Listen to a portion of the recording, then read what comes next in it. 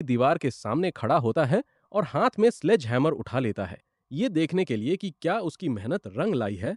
चेहरे पर एक उम्मीद लिए वो काम शुरू करता है। हैनफुंग अपनी पूरी ताकत से हथौड़ा चलाता है, जो सीधे जाकर दीवार पर जोर से लगता है। वो बार बार ऐसा करता रहा, इतनी बार कि अब उसके लिए उस भारी स्लेज हैमर को ठीक से पकड़ पाना भी मुश्किल हो रहा था। लेकिन उसकी ये थकान पूरी तरह वसूल हो जाती है, क्योंकि उसकी बनाई दीवार वाकई बेहद मजबूत निकली। अपनी पूरी ताकत लगाने के बाद भी वो उस पर एक खरोंच तक नहीं ला पाया। जबकि बेसमेंट कार पार्क में वहीं दूसरी तरफ ज्यादातर लुटेरे अपनी लूट के कुछ बैग्स वापस करने आ चुके थे। वहां चेकिंग चल रही थी, जहां एक आदमी अपना सिर खुजलाते हुए माफी मांगता है कि वो सिर्फ थोड़ा सा ही खाना ला पाया। वो काफी डरा हुआ लग रहा था, और तभी किसी ने उसके कंधे पर थपकी दी, जिससे उसकी घबराहट और बढ़ गई। कंधे पर हाथ रखने वाले उस बंदे ने उसे सीधे जमीन पर गिरा दिया और उसके दोनों हाथ पीछे ले जाकर दबोच लिए। ये चौकन्ना नागरिक कोई और नहीं, बल्कि जिन ब्रदर्स में से एक था। उसने उसे जोर से दबाते हुए पूछा कि बाकी का चुराया हुआ खाना कहाँ छिपा रखा है। लेकिन वो लुटेरा साफ मुकर गया कि उसने कुछ भी नहीं छिपाया। लेकिन जिन ब्रो ने खुद उसे सरेंडर करने से पहले 3 बड़े बैग ले जाते देखा था, जबकि उसने सौंपा सिर्फ एक छोटा बैग था। हाथ मरोड़े जाने के बाद भी वो लगातार यही रट लगाए रहा कि उसने कुछ नहीं छिपाया। जब लगा कि सिर्फ हाथ मरोड़ने से ये सच नहीं उगलेगा, तो शायद अच्छे से धुनाई करने पर ही इसकी ईमानदारी बाहर आती। अब जैसे ही जिन ब्रो उस बेईमान लुटेरे को पीटने के लिए हाथ उठाता है, तभी कोई पीछे से आकर शांति से उसके कंधे पर हाथ रख देता है। सबको हैरान करते हुए वहां लोगों के मसीहा मिस्टर जांग आ पहुंचे थे। मिस्टर जांग उस नौजवान से कहते हैं कि पहले इसे छोड़ो, ताकि अगर कोई बात है तो शांति से बैठकर सुलझाई जा सके। उन्होंने सबके हिस्से का खाना छिपाने की बात सुन ली थी, और अब वो इस मामले को अपने ही अंदाज में संभालना चाहते थे। जिन ब्रो आखिरकार मान जाता है और मिस्टर जांग की खातिर उस कचरे जैसे इंसान को जमीन पर छोड़ देता है। वो लुटेरा जैसे ही ऊपर देखता है, उसे मदद के लिए आगे बढ़ा एक हाथ दिखाई देता है। और ये हाथ किसी और का नहीं, बल्कि बेसमेंट कार पार्क के रखवाले बेहद दयालु मिस्टर जांग का था। उनकी मुस्कान लोगों को तसल्ली तो देती थी, पर उस भले चेहरे के पीछे हमेशा कोई गहरी साजिश छिपी होती थी। कुछ मिनटों तक समझाने बुझाने के बाद आखिरकार वो आदमी लूटा हुआ बाकी का खाना भी बाहर निकाल लेता है। ठीक वैसे ही जैसे पहले बताया गया था कि 2 बड़े बैग्स गायब थे। वो आदमी शर्मिंदा होकर अपने लालच के लिए माफी मांगता है और कहता है कि घर पर 5 लोगों का पेट पालना है, और जो राशन मिल रहा है वो काफी नहीं पड़ता। ये सुनकर मिस्टर जंग आज के राशन का अपना खुद का हिस्सा निकालते हैं और बिना किसी स्वार्थ के उस आदमी को दे देते हैं। वो नियमों का पूरा सम्मान करते थे कि राशन पाने के लिए सबको अपना सामान जमा करना होगा, जो परिवार के सदस्यों के हिसाब से मिलेगा। लेकिन वो उन लोगों की मजबूरी भी अच्छे से समझते थे, जो इस मुश्किल दौर से गुजर रहे थे। इस दरियादिली को देखकर उस बेईमान लुटेरे की आंखों में आंसू आ जाते हैं, और वो दिल से मिस्टर जैंग का शुक्रिया अदा करता है। उस झूठे चोर लाओ वैंग ने कसम खाई कि आगे चलकर अगर मिस्टर जैंग को कभी भी उसकी जरूरत पड़ी, तो वो जान हाजिर कर देगा। फिर लाइन में खड़े बाकी लोगों की तरफ मुड़कर मिस्टर जैंग कहते हैं कि सब जल्दी से अपना राशन लें और अपने अपने घर लौट जाएं। जिन ब्रदर्स इस बात को लेकर हैरान थे कि आखिर मिस्टर जैंग ने उस चोर से इतनी आसानी से सब कुछ कैसे उगलवा लिया, और ऊपर से अपने हिस्से का राशन भी उसे दे दिया। वो कहते हैं कि उन्होंने कुछ खास नहीं किया, बस उस आदमी को एक छोटा सा सिद्धांत समझाया है। अब जाहिर है जिन ब्रदर्स भी उस सिद्धांत को जानने के लिए बेचैन थे। मिस्टर जैंग समझाते हैं कि इतिहास में जब भी अलग अलग सामाजिक वर्गों के बीच अधिकारों और फायदों को लेकर टकराव हुआ है, तब तब दंगे और विद्रोह भड़के हैं। लेकिन इन दंगों के पीछे की मानसिकता को हमेशा एक सामूहिक सामाजिक व्यवहार, यानी कलेक्टिव सोशल बिहेवियर के रूप में देखा गया है। अगर आप मौके पर नहीं पकड़े गए, तो आपको किसी अदालत में दोषी नहीं ठहराया जा सकता। बस मिस्टर ज्यांग ने उस आदमी को सिर्फ इतना समझाया कि अगर उसने नियमों को तोड़ा, तो ये पूरा समाज उसे कभी स्वीकार नहीं करेगा और उसका बहिष्कार कर देगा। वो बस एक मामूली चोर लुटेरा बनकर रह जाता, और इस तबाही के खत्म होने के बाद कानून की सजा तो अलग ही थी। ऊपर से उसे उन मकान मालिकों के गुस्से का भी सामना करना पड़ता, जिनका उसने सामान चुराया था। इन सारे डरों ने मिलकर उसका फैसला आसान कर दिया। अंकल लियू दूर खड़े होकर चुपचाप ये सब देख रहे थे, जैसे उन्हें इस बात से कोई फर्क ही नहीं पड़ता। वो अच्छी तरह जानते थे कि मिस्टर जैंग ने जानबूझकर एक बात छुपा ली थी, कि दंगाइयों के ऐसे झुंड में हमेशा कोई न कोई लीडर होता है जो सबको उकसाता है। ऐसे मुश्किल वक्त में ही असली हीरो और विलन सामने आते हैं, और उन्हें इस मिस्टर जैंग में वो पोटेंशियल साफ दिखाई दे रहा था। वहीं दूसरी तरफ हमारा हीरो अभी भी अपने घर के अलग अलग हिस्सों पर जोर जोर से स्लेज हैमर चला रहा था, ताकि वो पक्का कर सकें कि उसका घर पूरी तरह से अभेद्य बन चुका है। इस काम में उसकी काफी ताकत खर्च हो रही थी, लेकिन कम से कम अब उसके पास ऐसी खिड़कियां थीं जिन्हें कोई तोड़ नहीं सकता था। अब जब पूरा घर मजबूत हो चुका था और उसकी टेस्टिंग भी पूरी हो गई थी, तो क्या वो आखिरकार चैन की सांस ले सकता था? तभी अचानक किसी ने फिर से उसका दरवाजा खटखटाना शुरू कर दिया।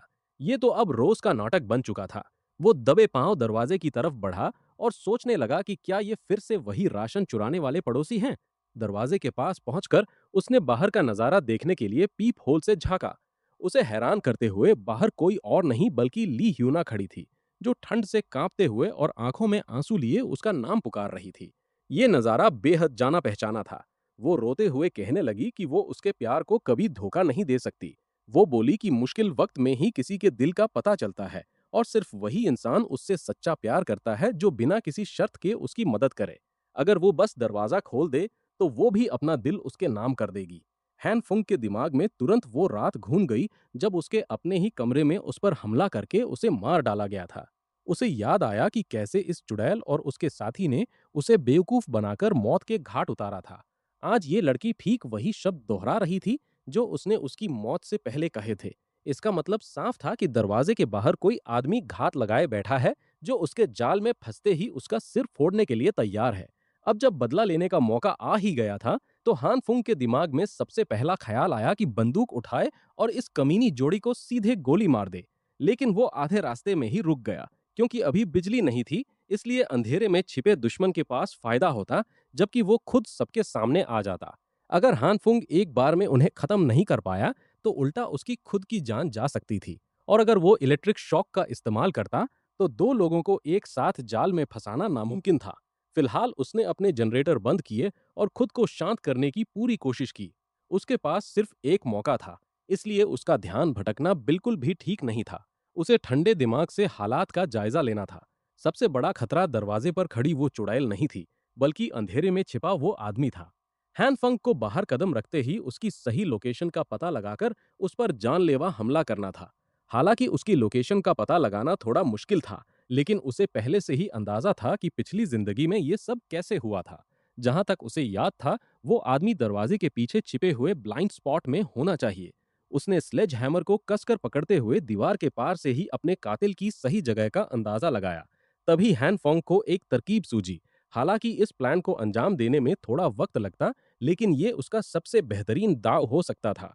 दीवार की सतह को छूते ही उसके हाथ में बैंगनी रोशनी चमकने लगी, और वो उम्मीद करने लगा कि उसका ये प्लान काम कर जाए। उधर ली ह्यूना लगातार बेचारी और लाचार होने का नाटक कर रही थी, और खुद को बचाने के लिए तड़पते हुए हन फुंग का नाम पुकार रही थी। जिस आदमी को वो हन फुंग को मारने और लूटने के लिए लाई थी, वो अब अपना इरादा बदलने लगा था। लेकिन उसने जोर देकर कहा कि इस लूजर हन फुंग के पास बहुत सारा सामान है। तबाही से ठीक एक दिन पहले उसके पास ट्रकों में भरकर राशन आया था। इतने सारे राशन को लूटने का मौका कोई भी नहीं छोड़ता, जिससे कई दिनों तक पेट भरा जा सके। लेकिन उन्होंने एक गलत सुपर पावर वाले इंसान को अपना निशाना बनाने की भूल कर दी थी। उस कातिल के पीछे की दीवार अचानक पिघलने लगी और गीली मिट्टी की तरह हिलने लगी। उसमें से एक स्लेज हैमर के आकार का हिस्सा बाहर की तरफ निकला, जो उस नरम दीवार को चीरकर बाहर आने की कोशिश कर रहा था। उस कातिल को अपने पास से कुछ अजीब आवाजें सुनाई देने लगी थीं, लेकिन ली ह्यूना नाटक करने में इतनी खोई हुई थी कि उसने ध्यान ही नहीं दिया। जब तक उस कातिल को समझ आता कि आवाज पीछे से आ रही है, तब तक मुड़ने के लिए बहुत देर हो चुकी थी। नरम सी मिंट की परत चढ़ा हुआ वो भारी भरकम स्लेज हैमर सीधे उसके जबड़े पर जाकर लगा, जिसने पलक झपकते ही उसकी पूरी हड्डी को चकनाचूर कर दिया। वो चुड़ैल सदमे में पीछे हट गई और अपने उस साथी को किसी कपड़े की गुड़िया की तरह हवा में उड़ते हुए देखने लगी। उसने पूछा कि क्या हुआ, लेकिन वो बोलने की हालत में ही नहीं था। उसका पूरा शरीर दर्द और ठंड से बुरी तरह कांप रहा था। ठीक उसी पल वो दरवाजा जो कभी न खुलने वाला लग रहा था, धीरे से चरमराते हुए खुल गया। हान फुंग हाथ में फायर एक्सटिंग्विशर लिए और चेहरे पर एक शातिर मुस्कान के साथ कमरे से बाहर निकला। वो बदहाल चुड़ैल डर के मारे उस तथाकथित लूज को देखने लगी। इससे पहले कि वो एक शब्द भी बोल पाती, हान फुंग ने फायर एक्सटिंग्विशर चालू कर दिया और उसके चेहरे पर वो सफेद गैस छिड़क दी, जिससे वो दर्द से चीख उठी। ली ह्योना वाकई एक बेहतरीन एक्ट्रेस थी। वो इस हालत में भी अपनी मीठी आवाज में हान फुंग से उस सफेद गैस को छिड़कना बंद करने की भीख मांग रही थी। यहाँ तक कि कुछ गैस उसके मुंह के अंदर भी चली गई, जो कि बेहद खतरनाक था। वो चुड़ैल लगातार खांसने लगी, क्योंकि उस गैस की ठंडक से उसका शरीर जवाब देने लगा था। जब उसने अपनी आंख खोली तो उसने देखा कि वो अमीर गोरा रईसजादा, जिसे वो हान फुंग को लूटने के लिए अपनी ताकत बनाकर लाई थी, जमीन पर पड़ा तड़प रहा था और मदद की भीख मांग रहा था। लेकिन उसकी बदकिस्मती थी कि ली हुयाना खुद इस हालत में नहीं थी कि उसकी मदद कर सके। तभी उस सफेद धुएं के बीच से हनफुंग का हाथ बाहर निकला और उसने उस चुड़ैल की तरफ हाथ बढ़ाया। उसने बचने की कोशिश तो की, लेकिन हनफुंग ने एक ही झटके में उसके बाल और मफलर दोनों को कसकर पकड़ लिया। शायद उसके शरीर में दौड़ रहे एड्रेनालाइन का असर था कि ली हुयाना किसी तरह खुद को छुड़ाने में कामयाब रही। हालांकि इस चक्कर में उसके मुट्ठी भर बाल उखड़ गए। वो वाकई बड़ी चालाक निकली। वो किसी तरह खड़ी हुई और मदद के लिए चिल्लाते हुए वहां से भाग खड़ी हुई। हैन फुंग चिढ़कर रह गया, क्योंकि वो चुड़ैल बहुत तेजी से भाग निकली थी। लेकिन उस आदमी का हाल ऐसा नहीं था जिसे उसने स्लेज हैमर से मारा था। वो तो अभी खड़े होने के लिए भी तड़प रहा था। गुस्से और चिढ़ से भरे हैन फुंग ने उस अमीर कमीने के पेट पर जोरदार लात मारी। इससे पहले कि वो अपनी पिछली जिंदगी में खुद को मारने वाले उस आदमी को पैरों से कुचल पाता, उस गोरे कमीने ने गिड़गिड़ाते हुए उसे एक सेकंड रुकने को कहा। वो बेवकूफ अपने बाप का नाम लेकर बकवास करने लगा। उसने धमकी दी कि अगर हैन फुंग ने उसे दोबारा छुआ तो अंजाम बुरा होगा। जवाब में हैन फुंग ने उसके चेहरे पर एक और जोरदार मुक्का जड़ा और उस बिगड़ैल रईस जादे को उकसाते हुए पूछा कि अब वो क्या कर लेगा। हैन फुंग को इस बात से कोई फर्क नहीं पड़ता था कि इस कमीने का बाप कौन है। वो तो बस उसे ज्यादा से ज्यादा दर्द देना चाहता था और जी भरकर इस बिगड़ैल की धुनाई करना चाहता था। जब उस गोरे ने देखा कि धमकियां काम नहीं कर रही, तो उसने थोड़ा तमीज से बात करने की कोशिश की। उसने हैन फुंग को अपना भाई कहा और दावा करने लगा कि उनके बीच तो कोई दुश्मनी भी नहीं है, इसलिए ये पिटाई पूरी तरह से गलत है। अपनी पिछली जिंदगी की यादों से भड़ के हैन फुंग ने उस कमीने के सिर पर एक और मुक्का मारकर उसे वापस जमीन पर गिरा दिया। हैन फुंग उसकी छाती पर चढ़ गया और अपने दिल की भड़ास निकालते हुए उस पर मुक्कों की बरसात करने लगा। इस आदमी ने उसकी जिंदगी को कीड़े मकोड़े की तरह समझा था और तब मार डाला था जब वो चुपचाप अपने काम से काम रख रहा था। खून से सने दस्तानों और आंखों में नफरत लिए हैन फुंग ने उस कमीने को कुछ बोलने के लिए उकसाया। वो गोरा शायद कुछ बोलना चाहता था, लेकिन उसका जबड़ा और मुंह इस कदर टूट चुके थे कि वो एक शब्द भी नहीं बोल पा रहा था। हैन फंग खड़ा हुआ और उसने जमीन पर पड़े उस मॉडिफाइड बेसबॉल बैट को उठा लिया, जिस हथियार ने उसकी जिंदगी खत्म की थी और एक नई शुरुआत दी थी। उसे हाथ में थामे वो जमीन पर बेबस पड़े उस लाचार गुनहगार को देखने लगा। वो अमीर कमीना रोते हुए और खून की उल्टियां करते हुए पूछने लगा कि आखिर उसके साथ ऐसा बर्ताव क्यों किया जा रहा है। ये सुनकर हैन फंग का गुस्सा सातवें आसमान पर पहुंच गया। जिस आदमी ने बिना किसी वजह के उसे मार डाला था, आज वही उससे वजह पूछने की हिम्मत कर रहा था। उसने कीलों से सजे उस लोहे के बैट को ऊपर उठाया और पूरी ताकत से उस गोरे के चेहरे पर दे मारा। खोपड़ी टूटने और खून के छींटों की आवाज से 18वीं मंजिल का गलियारा गूंज उठा। आखिरकार उसका बदला पूरा हो चुका था। उसने अपने कातिल को मौत के घाट उतार दिया था।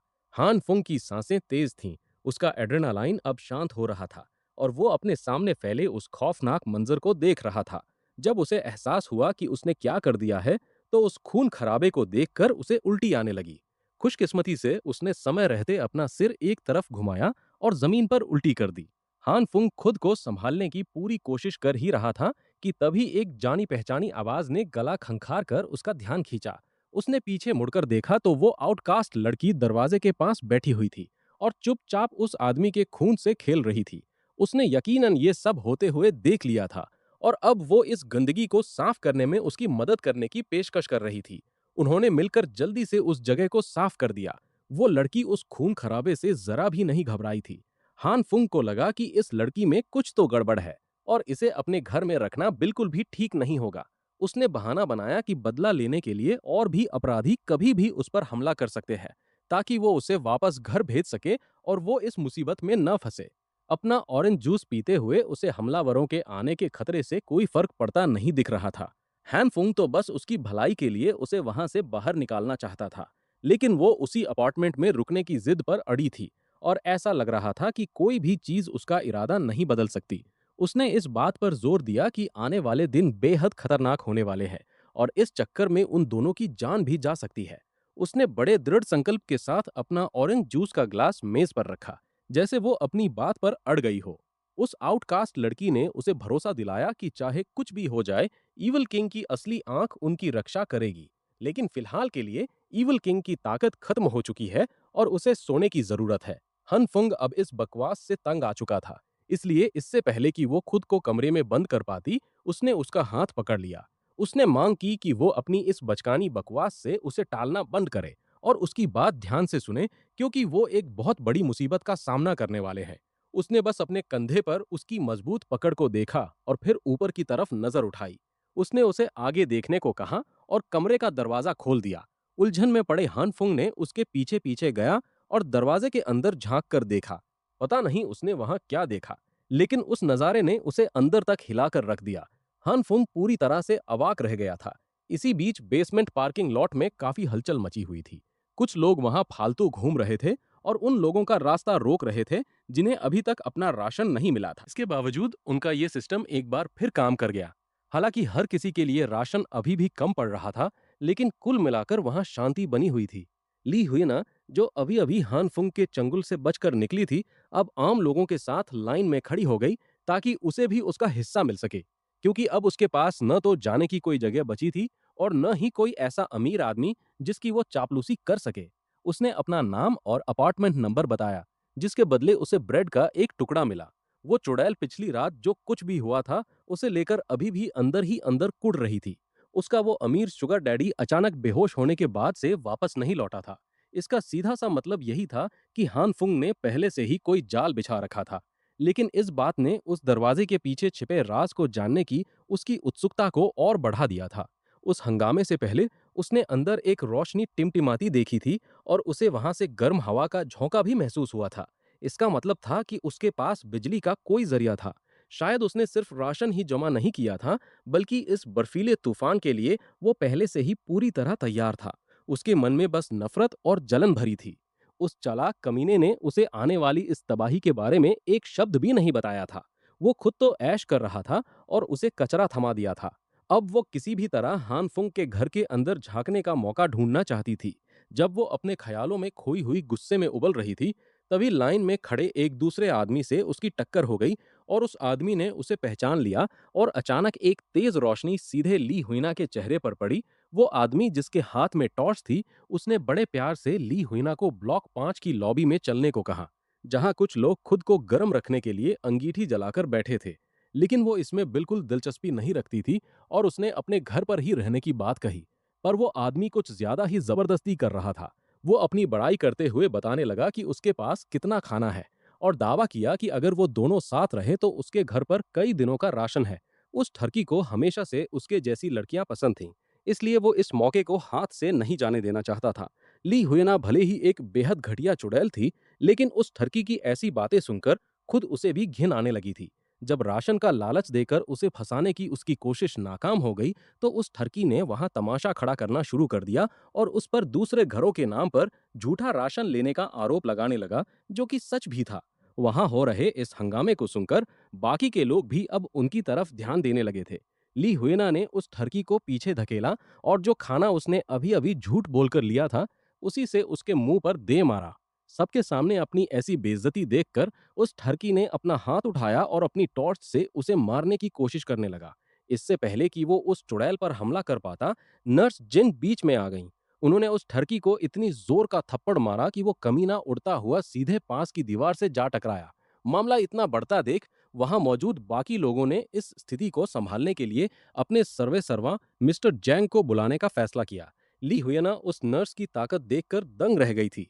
तभी कहीं उसे कोई चोट ना आई हो या वो अस्वस्थ महसूस न कर रही हो, ये सोचकर उस दयालु नर्स ने उसे अपना विजिटिंग कार्ड दिया और चेकअप के लिए आने को कहा। वहां और ज्यादा तमाशा न खड़ा हो, इसलिए हुयना ने नर्स जिन का शुक्रिया अदा किया और जितनी जल्दी हो सके वहां से निकलने की कोशिश करने लगी। लेकिन वो ठरकी हार मानने वालों में से नहीं था। वो फिर से खड़ा हुआ, नर्स जिन पर झपटा और उन्हें जमीन पर गिरा दिया और इस पूरी बिल्डिंग की सबसे दयालु महिला को एक घटिया औरत बुलाने लगा। जैसे ही वो उन पर हाथ उठाने ही वाला था, तभी किसी ने उस ठरकी को एक जोरदार झटके के साथ नर्स के ऊपर से खींच लिया। पलक झपकते ही हमारे पसंदीदा गैंगस्टर ब्रदर ली ने उस गुस्से से पागल ठरकी को धूल चटा दी। भले ही उनके होठ सूखे हुए थे और वो भूख से बेहद कमजोर हो चुके थे, लेकिन ब्रदर ली औरतों पर हाथ उठाने वाले मर्दों को बर्दाश्त नहीं कर सकते। आखिरकार इस हंगामे को शांत कराने के लिए मिस्टर जैंग वहां पहुंच ही गए। वो ठरकी तुरंत हुईना पर उंगली उठाने लगा और शिकायत करने लगा कि वो झूठ बोलकर राशन ले रही है और उस अमीर लड़के के साथ मिलकर राशन की कीमतें बढ़ा रही है। ये देखकर कि उस कमीने को अभी तक अक्ल नहीं आई है, ब्रदर ली एक बार फिर उस पर झपट पड़े। लेकिन इससे पहले कि वो उस ठरकी तक पहुंच पाते, मिस्टर जैंग ने उस चुगलखोर ठरकी का कॉलर पकड़ लिया और उसे कमेटी के नियमों का पाठ पढ़ाने लगे। उनका काम कमजोरों की रक्षा करना और ये पक्का करना है कि हर किसी को खाना मिले। आखिरकार उस ठरकी को उसकी इस हरकत के लिए सिर्फ एक सख्त चेतावनी देकर छोड़ दिया गया। इसके बाद मिस्टर जैंग ने नर्स जिन और ब्रदर ली के पास जाकर उनसे माफी मांगी और उन दोनों को कमेटी में शामिल होने का न्योता दिया। लेकिन ब्रदर ली ने साफ मना कर दिया। उन्हें कमेटी के नाम पर दूसरों को लूटने में कोई दिलचस्पी नहीं थी। वो अपने उसूलों से समझौता करने के बजाय भूखे मरना पसंद करेंगे। नर्स जिन ने भी मना कर दिया। हालांकि उनका तरीका थोड़ा ज्यादा विनम्र था। वो कमेटी के इन जबरदस्ती वाले तरीकों का समर्थन नहीं कर सकती थीं, लेकिन बीमारों की मदद करने के लिए वो हमेशा तैयार थीं। जब वो दोनों कार पार्क से बाहर निकल ही रहे थे, तभी हुइना ने बीच में टोकते हुए मिस्टर जैंग से पूछा कि क्या वो उनके ग्रुप में शामिल हो सकती है। वो चुड़ैल मिस्टर जैंग के हाथ से चिपक गई। अपनी इस खस्ता हालत में भी वो किसी ताकतवर इंसान का सहारा पाने के लिए अपने बचे कुचे हुस्न का इस्तेमाल करने की कोशिश कर रही थी। लेकिन असली सिग्मा की तरह मिस्टर जैंग ने साफ कर दिया कि वो सिर्फ उन्हीं लोगों को शामिल करते हैं जिनके पास कोई काम की स्किल हो। जैसे ब्रदर ली एक फाइटर हैं और नर्स जिन बीमारों का इलाज कर सकती हैं। ली हुईना जैसी गिरी हुई औरत इस तबाही के दौर में किसी काम की नहीं है। फिलहाल उसमें ऐसी कोई खूबी नहीं थी जिसके लिए उसे कमेटी में लिया जाए। इस पर उस चुड़ैल ने अपना दिमाग दौड़ाया और दावा किया कि वो एक ऐसी जगह जानती है जहां ढेर सारा सामान और रिसोर्सेज हैं। हान फुंग के कमरे में ऐसा लग रहा था जैसे वो अपनी इस नई रूममेट के साथ कोई गेसिंग गेम खेल रहा हो। उस आउटकास्ट गर्ल के हाथों के बीच एक अजीब सा ब्लैक होल बना हुआ था। वो उस होल से एक के बाद एक सामान बाहर निकाल रही थी, जिसे देखकर हान फुंग का सिर चकरा गया। वो उसे अपनी जरूरत की चीज समझाने की कोशिश कर रहा था, लेकिन इस लड़की ने सीधे एक पुतला ही बाहर निकाल दिया। हालात को समझाने के लिए आउटकास्ट गर्ल ने बताया कि उसके पास एक डायमेंशनल स्टोरेज एबिलिटी है। वो एक ऐसा ब्लैक होल खोल सकती है जो आसपास की हर चीज को अंदर खींच लेता है। हालांकि चीजों को अंदर खींचना तो आसान है, लेकिन उन्हें बाहर निकालना उतना आसान नहीं है, क्योंकि सही चीज ढूंढने में उसकी एक्यूरेसी बहुत कम है। हान फेंग ये जानने के लिए उत्सुक था कि इस ब्लैक होल के अंदर क्या है और ये एबिलिटी कैसे काम करती है। खुद आउटकास्ट गर्ल ने भी आज तक इसके अंदर झांक कर नहीं देखा था। जब वो बिना किसी दिक्कत के उसमें हाथ डालकर सामान ढूंढ सकती थी, तो हान फुंग को लगा कि वो खुद भी इसके अंदर झांक कर देख सकता है। उसने अपना सिर सीधे उस लड़की के ब्लैक होल के अंदर डाल दिया। अरे पुलिस को मत बुलाना, जैसा सुनाई दे रहा है ये वैसा बिल्कुल नहीं है। अब उसका आधा शरीर उस सब स्पेस के अंदर था। अपनी आंखें खोलते ही उसे एक बहुत बड़ा डायमेंशन दिखाई दिया, जो असीमित सामान से भरा पड़ा था। वो जगह इतनी विशाल थी कि यकीन करना मुश्किल था। वहां राशन का सामान और फालतू की चीजें हवा में तैर रही थीं। आखिर उस सुपर ह्यूमन से और क्या उम्मीद की जा सकती थी, जिसने रातों रात ईस्ट रीजन के सारे सुपरमार्केट्स खाली कर दिए थे। तभी अचानक हान फुंग की आंखों में आंसू आने लगे, क्योंकि उसे एक बात का एहसास हुआ। उस ब्लैक होल के अंदर ऑक्सीजन बिल्कुल नहीं थी। उसने झटके से अपना सिर उस बिना हवा वाले सब स्पेस से बाहर निकाला और हांफते हुए पागलों की तरह हवा के लिए सांसें लेने लगा। उस मनहूस सब स्पेस के अंदर बिताए वो कुछ सेकंड्स ही उसे डराने के लिए काफी थे। उसने चिढ़कर आउटकास्ट गर्ल से शिकायत की कि उसने पहले क्यों नहीं बताया कि अंदर हवा नहीं है। उसे ऐसा लगा जैसे उसके शरीर की सारी नमी ही सूख गई हो। लेकिन उसकी शिकायतों पर ध्यान दिए बिना वो अपने उस असीमित खजाने में हाथ मारकर सामान ढूंढती रही और आखिरकार उसे वो चीज मिल ही गई जिसकी उन्हें तलाश थी। असल में हान फेंग रिमोट कंट्रोल वाले खिलौने ढूंढ रहा था। ब्लैक होल से ड्रोन्स और रिमोट कंट्रोल कारों के डिब्बे बाहर गिरने लगे। इन्हें देखकर हान फेंग इतना खुश हो गया कि वो पल भर में अपने मौत के मुंह से बचकर आने वाले हादसे को भूल गया। 18वें फ्लोर की ठंडी और बर्फीली सीढ़ियों पर कुछ लुटेरे एक बार फिर किसी मासूम को लूटने की फिराक में घूम रहे थे। अब तक इस फ्लोर को लेकर कई डरावनी अफवाहें फैल चुकी थीं कि यहाँ कोई मॉन्स्टर घूमता है, लेकिन चश्मा पहने उस लुटेरे को ऐसी अंधविश्वासी बातों पर बिल्कुल भरोसा नहीं था। वैसे भी मिस्टर जैंग ने खुद उन्हें इस फ्लोर की जांच करने के लिए भेजा था और वो अपने बॉस को निराश नहीं कर सकते थे। उनमें से कुछ को उस लड़की ली हयोना से मिली जानकारी पर शक था, लेकिन फिर भी काम तो काम है और उन्हें अपना पेट पालने के लिए ये करना ही था। उन लुटेरों को इस बात का अंदाजा भी नहीं था कि हान फुंग और उसके नए खिलौने उन पर नजर रख रहे हैं। खुशकिस्मती से उन्होंने समय रहते मॉनिटरिंग सिस्टम चालू कर दिया था ताकि इन बिन बुलाए मेहमानों का स्वागत किया जा सके। उन्होंने ऐसी ही परिस्थितियों से निपटने के लिए एक प्लान तैयार कर रखा था। अब हान फुंग को बस चिंगारी लगानी थी और उनका दूसरा प्लान शुरू हो जाता। अपनी स्टॉप वॉच पर 2 मिनट का टाइमर सेट करके वो कमरे से बाहर निकल गया। सीढ़ियों पर चढ़ते हुए आगे से आ रही एक अजीब और डरावनी आवाज सुनकर लुटेरों के कदम वहीं ठिठक गए। उस आवाज के तुरंत बाद वहां अजीब-उर-गरीब रोशनियों की बौछार होने लगी। वो रोशनियां किसी और चीज की नहीं, बल्कि उन्हीं रिमोट कंट्रोल कारों की थीं जिन्हें हान फिंग ने पहले से वहां सेट कर रखा था। उन खिलौनों को देखकर लुटेरों की जान में जान आई, लेकिन वो उन खिलौनों पर बंधे बारूद को नहीं देख पाए। और जैसे ही उनका फ्यूज जला, सीढ़ियों पर छोटे-छोटे धमाके होने लगे, जिन्होंने उन लुटेरों को अपनी चपेट में ले लिया। पर घबराइए मत, ये जानलेवा नहीं थे। ये तो बस घुसपैठियों को अंधा करने के लिए चूने वाले धमाके थे। जब वो कुछ देख नहीं पा रहे थे, तभी उनके सिर के ऊपर एक ड्रोन उड़ता हुआ आया।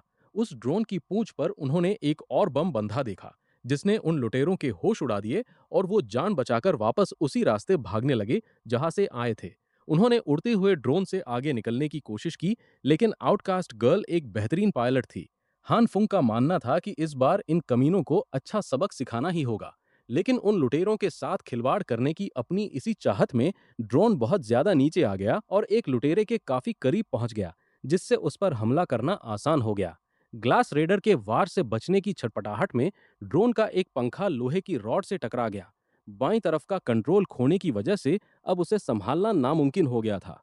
वो इसे खोना बिल्कुल बर्दाश्त नहीं कर सकते थे, क्योंकि हवा में उड़ने वाला ये उनका इकलौता खिलौना था। आउटकास्ट गर्ल ने दोबारा कंट्रोल पाने की पूरी कोशिश की, लेकिन वो गोल गोल घूमता हुआ उड़ता खिलौना खिड़की से बाहर निकल चुका था। हान फिंग का सेट किया हुआ टाइमर आखिरकार 0 पर पहुंच गया और उनके इकलौते ड्रोन में बंधा पटाखा बाहर ऐसे फटा जैसे कोई आर्टिक न्यू ईयर का जश्न मना रहा हो। इस धमाके की वजह से उसका दाया पंखा भी खराब हो गया और आखिरकार उनका ड्रोन से पूरा कंट्रोल छूट गया। आउटकास्ट गर्ल ने हालात को संभालने के लिए एक मंजिल की खिड़की के बाहर उसकी मुश्किल इमरजेंसी लैंडिंग कराने की कोशिश की। हान फिंग ने अपने सुरक्षा वाले कपड़े पहने और अपने खिलौने को वापस लाने के लिए बाहर जाने की तैयारी करने लगा। वो ड्रोन इस वक्त उनके लिए बहुत जरूरी था, लेकिन तभी उनके उड़ते कैमरे में कुछ अजीब दिखाई दिया। सीढ़ियों के बीच कोई लाश जैसी चीज पड़ी हुई थी। जब उन्होंने कैमरे को जूम करके देखा, तो साफ हो गया कि वो लाश जैसी दिखने वाली चीज कोई और नहीं, बल्कि काफी हद तक ब्रदर ली जैसी लग रही थी। हान फुंग सोचने लगा कि ये गैंगस्टर इस कड़कड़ाती ठंड में सीढ़ियों पर क्या कर रहा है। शायद इसे भी लूट लिया गया होगा। अब बाहर जाने की उसके पास दो बड़ी वजहें थीं। हान फुंग ने अपनी रूममेट को चेतावनी दी कि वो किसी के लिए भी दरवाजा ना खोले। उसने किसी भी अनहोनी से निपटने के लिए कुछ जरूरी सामान पैक कर लिया। आउटकास्ट गर्ल ने भी संपर्क बनाए रखने के लिए उसे एक वॉकी टॉकी थमा दिया। आखिर में हान फुंग ने अपनी पिस्तौल उठाई, उसे लोड किया और उम्मीद करने लगा कि बाहर उसे इसे चलाने की जरूरत न पड़े। हाथ में टॉर्च लिए हान फुंग सावधानी से सीढ़ियों से नीचे उतरने लगा। जासूसी करने आए लुटेरों के पीछे हटने के बाद अब 17वीं, 16वीं और 15वीं मंजिल पूरी तरह सुरक्षित थी। ड्रोन से मिले आंकड़ों के मुताबिक बाहर का तापमान पहले ही -39.8 डिग्री सेल्सियस तक गिर चुका था। बिना किसी सुरक्षा के इंसान कुछ ही मिनटों में या शायद कुछ सेकंड्स में ही जमकर मर सकता था। ब्रदर ली की जान इस वक्त भारी खतरे में थी और अगर हान फुंग अपने भाई को बचाना चाहता था तो उसे बहुत फुर्ती दिखानी होगी। इसी बीच जासूसी करने गई टीम ने ऊपर की मंजिलों पर उनके साथ जो कुछ भी हुआ उसकी पूरी जानकारी दी। मिस्टर जांग ने शांति से उनकी बात सुनी और उनकी इस कोशिश के लिए उनका शुक्रिया अदा किया। इस मुसीबत को झेलने के बदले उन्हें सिर्फ 3 मोटे कपड़े और एक पैकेट नूडल्स मिले। संसाधनों की भारी किल्लत को देखते हुए ये नूडल्स के पैकेट अब बेशकीमती हो चुके थे, जो सिर्फ उन्हीं को इनाम में मिलते थे जो उनके काम में योगदान देते थे। बेहद खस्ताहाल हालत में दिख रही ली हुईना ने मिस्टर जांग से पूछा कि क्या वो अब आखिरकार उनके ग्रुप में शामिल हो सकती है, लेकिन उसने एक बार फिर उसे ठंडे दिल से मना कर दिया। इस समय वो इस बात की पुष्टि भी नहीं कर सकते थे कि ये हमला हान फुंग ने ही किया था। इसके अलावा अगर अंकल लियू ने आपदा से पहले खुद किसी को संसाधन ले जाते हुए न देखा होता, तो मिस्टर जांग उसकी बातों पर ध्यान तक नहीं देता। फिलहाल उन्हें एकजुट होकर भारी तादाद में उस मंजिल की जांच करने की जरूरत थी। ली हुईना की दी हुई जानकारी सच है या झूठ, इसका फैसला इसी अगले मिशन में होने वाला था। अपनी काबिलियत साबित करने का ये उसके पास आखिरी मौका था। लोहे का एक पाइप उठाकर और उस हथियार को दोनों हाथों से कसकर पकड़ते हुए वो अंदर घुसने के लिए किसी भी हद तक जाने को तैयार थी। ऊपर जाने से पहले मिस्टर जांग ने इस बात को दोहराया कि हर कोई उनके ग्रुप के लिए एक बेहद जरूरी ताकत है, इसलिए सबको अपनी सुरक्षा का पूरा ध्यान रखना होगा। अपने बड़े बॉस को सबसे आगे रखते हुए लुटेरों का एक बड़ा ग्रुप इकट्ठा हुआ और सीढ़ियों की तरफ बढ़ चला। आधे रास्ते चढ़ने के बाद उनकी नर्स बेहोश और ठंड से ठिठुरते हुए ब्रदर ली पर पड़ी। गर्म पानी की केतली लेकर मिस्टर जैंग ने ब्रदर ली को पानी पिलाया, जिससे उसकी जलती हुई जीभ के साथ उसकी आंखें खुल गईं। जब आखिरकार उसने अपनी आंखें खोलीं, तो उसने अपने आसपास खड़े लुटेरों की फौज को नफरत भरी नजरों से देखा। उसने चिढ़ते हुए खुद को बदकिस्मत समझा कि इन कमीनों ने उसकी जान बचाई थी। मिस्टर जैंग का पालतू चमचा तुरंत आगे आया और उसने मांग की कि वो अपनी जान बचाने के लिए मिस्टर जांग का शुक्रिया अदा करे। इस पर ब्रदर ली बस तंज कसते हुए हंस पड़ा। वो गैंगस्टर अब भी उनके ग्रुप के आगे झुकने को तैयार नहीं था और उसने उन्हें खरी खोटी सुनाते हुए कहा कि वो सिर्फ चोर है जो हीरो बनने का नाटक कर रहे हैं। वो चमचा उसे गाली देकर पीटने ही वाला था, लेकिन मिस्टर जांग ने उसे रोक दिया। हमेशा मुस्कुराने वाले उस बड़े बॉस ने एक बार फिर ब्रदर ली को अपने साथ आने का न्योता दिया, पर पहले की ही तरह उसने इस ऑफर को भी लात मार दी। जान बचाने के बाद भी उसकी ये जिद और ढीठता देखकर लुटेरे अब चिढ़ने लगे थे। वैसे भी ब्रदर ली को किसी के इशारों पर नाचना बिल्कुल पसंद नहीं था। इससे पहले कि वो मुड़कर सीढ़ियों से ऊपर जाता, मिस्टर जांग ने उसके कंधे को जोर से पकड़ लिया। उस शातिर कमीने ने एक बड़ी सी मुस्कान के साथ पूछा कि क्या कोई गलतफहमी हुई है, और दावा किया कि वो तो बस अपनी ताकत बढ़ा रहे हैं ताकि कमजोर लोगों के बचने की उम्मीद बढ़ सके। लेकिन ब्रदर ली इस कमीने मिस्टर जांग की झूठी मुस्कान के पीछे का सच अच्छे से जानता था। ये कमेटी जो कमजोरों की हिफाजत का ढोंग करती है, बुजुर्गों को 3 दिन में सिर्फ एक वक्त का खाना दे रही थी, जो इस हालात में सीधे सीधे उन्हें मौत के मुंह में धकेलने जैसा था। ऊपर से आसपास ब्रदर ली का कोई रिश्तेदार भी नहीं था, इसलिए उसे इमोशनल ब्लैकमेल करके अपने साथ मिलाना नामुमकिन था।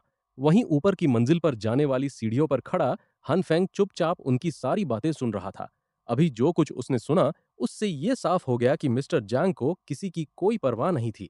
अब समझ आया कि वो सिर्फ नौजवानों को अपने साथ क्यों मिलाना चाहते हैं, जबकि बूढ़े, बीमार और कमजोर लोगों को मरने के लिए छोड़ रहे हैं। अगर ऐसा ही चलता रहा तो जल्द ही इस कमेटी में बगावत होना तय था। ब्रदर ली की इस बदतमीजी से तंग आकर वो चमचा इस गैंगस्टर पर चिल्लाने लगा कि वो उनके इस एहसान की कद्र नहीं कर रहा है। पर ऐसा करते हुए वो चमचा गलती से ब्रदर ली के हमले के दायरे में आ गया। बिना एक पल गंवाए साफ दिल वाले इस गैंगस्टर ने उस चमचे के मुंह पर जोरदार हेडबट दे मारा।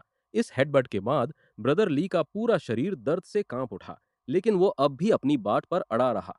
जिसके पास खोने को कुछ न हो, उस इंसान की सिर्फ एक घूरती हुई नजर ही उन हथियार बंद लुटेरों को पीछे धके लेने के लिए काफी थी। जहां उसके आदमी अगले हुक्म के इंतजार में चुपचाप उसे देख रहे थे, वहीं मिस्टर जैंग कुछ सोचने लगा। धीरे धीरे उन हथियार बंद लुटेरों का डर गायब होने लगा और वो ब्रदर ली को घेरने लगे। कांपते और लड़खड़ाते हुए, जहां उसके लिए सीधे खड़े रहना भी मुश्किल हो रहा था, उसने उन चोर कमीनों को आगे बढ़ने की चुनौती दे डाली। एक मंजिल ऊपर से हालात पर नजर रख रहे हन फेंग ने देखा कि उसका भाई किसी भी पल गिर सकता है और उसे मदद की जरूरत है। वो मदद तो करना चाहता था, लेकिन नीचे लुटेरों की तादाद बहुत ज्यादा थी। अगर वो बीच में पड़ता तो अपनी कम तादाद की वजह से मारा जाता। लेकिन ब्रदर ली ने भी तो पहले कई बार उसकी जान बचाई थी। हन फेंग अपने इस मददगार को इस तरह बेबसी की हालत में अपनी जान गंवाते हुए चुपचाप नहीं देख सकता था। तभी इस लड़के के दिमाग में एक तरकीब आई। उसने अपनी पिस्तौल निकाली और नीचे की तरफ निशाना साधा। हाथ में गन थामे और ट्रिगर पर उंगली रखे वो शांति से नीचे चल रहे इस ड्रामे को देखने लगा। अभी तो किसी ने उस पर हाथ भी नहीं उठाया था और ब्रदर ली पहले ही ऐसे लड़खड़ा रहा था जैसे फिर से बेहोश होकर गिर पड़ेगा। आखिरकार हन फेंग से अपने भाई पर इस तरह लुटेरों का हावी होना बर्दाश्त नहीं हुआ और उसने एक हवाई फायर कर दिया। वो गोली लगभग मिस्टर जैंग के चमचे के पैरों के बीच जाकर लगी, जिससे सबकी हवा टाइट हो गई। गोली की आवाज सुनते ही उनका सारा हौसला पस्त हो गया। उन्हें यकीन नहीं हो रहा था कि इस बिल्डिंग में किसी के पास बंदूक भी हो सकती है। हन फेंग हाथ में बंदूक ताने धीरे धीरे सीढ़ियों से नीचे उतरा और चिल्लाया कि कोई अपनी जगह से हिलेगा नहीं। ये तरीका लुटेरों को पीछे धकेलने में काफी असरदार रहा। घबराकर आसपास देखते हुए ब्रदर ली ने उस जानी पहचानी बंदूक को देखा और तुरंत अपने छोटे भाई को पहचान लिया। जहां बाकी लुटेरों की डर के मारे पैंट गीली हो रही थी, वहीं मिस्टर जैंग अजीब तरह से बिल्कुल शांत खड़ा रहा। भीड़ में खड़ी ली हियोना की आंखें बंदूक थामे हन फेंग को देखकर फटी की फटी रह गई। उसने सावधानी से ब्रदर ली को अपने घर की चाबी थमाई और वो उन घुसपैठियों पर नजर रखते हुए धीरे धीरे पीछे हटने लगे। चमचे अपने बड़े बॉस की तरफ देखने लगे कि अब क्या करना है। उनमें से कुछ तो उन दोनों पर तभी हमला करना चाहते थे जब वो पीछे हट रहे थे, लेकिन उनका ये इरादा तब चकनाचूर हो गया जब हन फेंग ने एक और हवाई फायर कर दिया। उसने पहले ही उन्हें ना हिलने की चेतावनी दी थी और वो फिर भी उसके सब्र का इम्तिहान ले रहे थे। इसके बाद उसने उन्हें अपने हथियार फेंकने और घुटनों के बल बैठने का हुक्म दिया। डर और चौकसी के साथ लुटेरों ने धीरे धीरे उसके इस हुक्म को मान लिया। इससे हन फेंग और उसके भाई को सुरक्षित कमरे में वापस जाने के लिए काफी वक्त मिल जाना चाहिए था। कुछ सेकंड तक सन्नाटे में घुटनों के बल बैठे रहने के बाद जैसे ही उन दोनों के कदमों की आवाज दूर हुई, मिस्टर जांग सबसे पहले खड़ा हुआ और उसने पूछा कि क्या कोई जानता है कि वो बंदूकधारी कौन था। ली ह्यूना ने इस मौके का फायदा उठाते हुए चुगली कर दी कि वो हन फेंग था, उसी घर का मालिक जिस पर वो सबसे पहले कब्जा करने वाले थे। जांग का चमचा उस चुड़ैल पर भड़क उठा कि उसने पहले क्यों नहीं बताया कि वो एक हथियारबंद आदमी को निशाना बना रहे हैं। आइजन, मेरा मतलब मिस्टर जांग ने मामले को शांत कराया, क्योंकि उसका मानना था कि ली ह्यूना के पास झूठ बोलने की कोई वजह नहीं थी।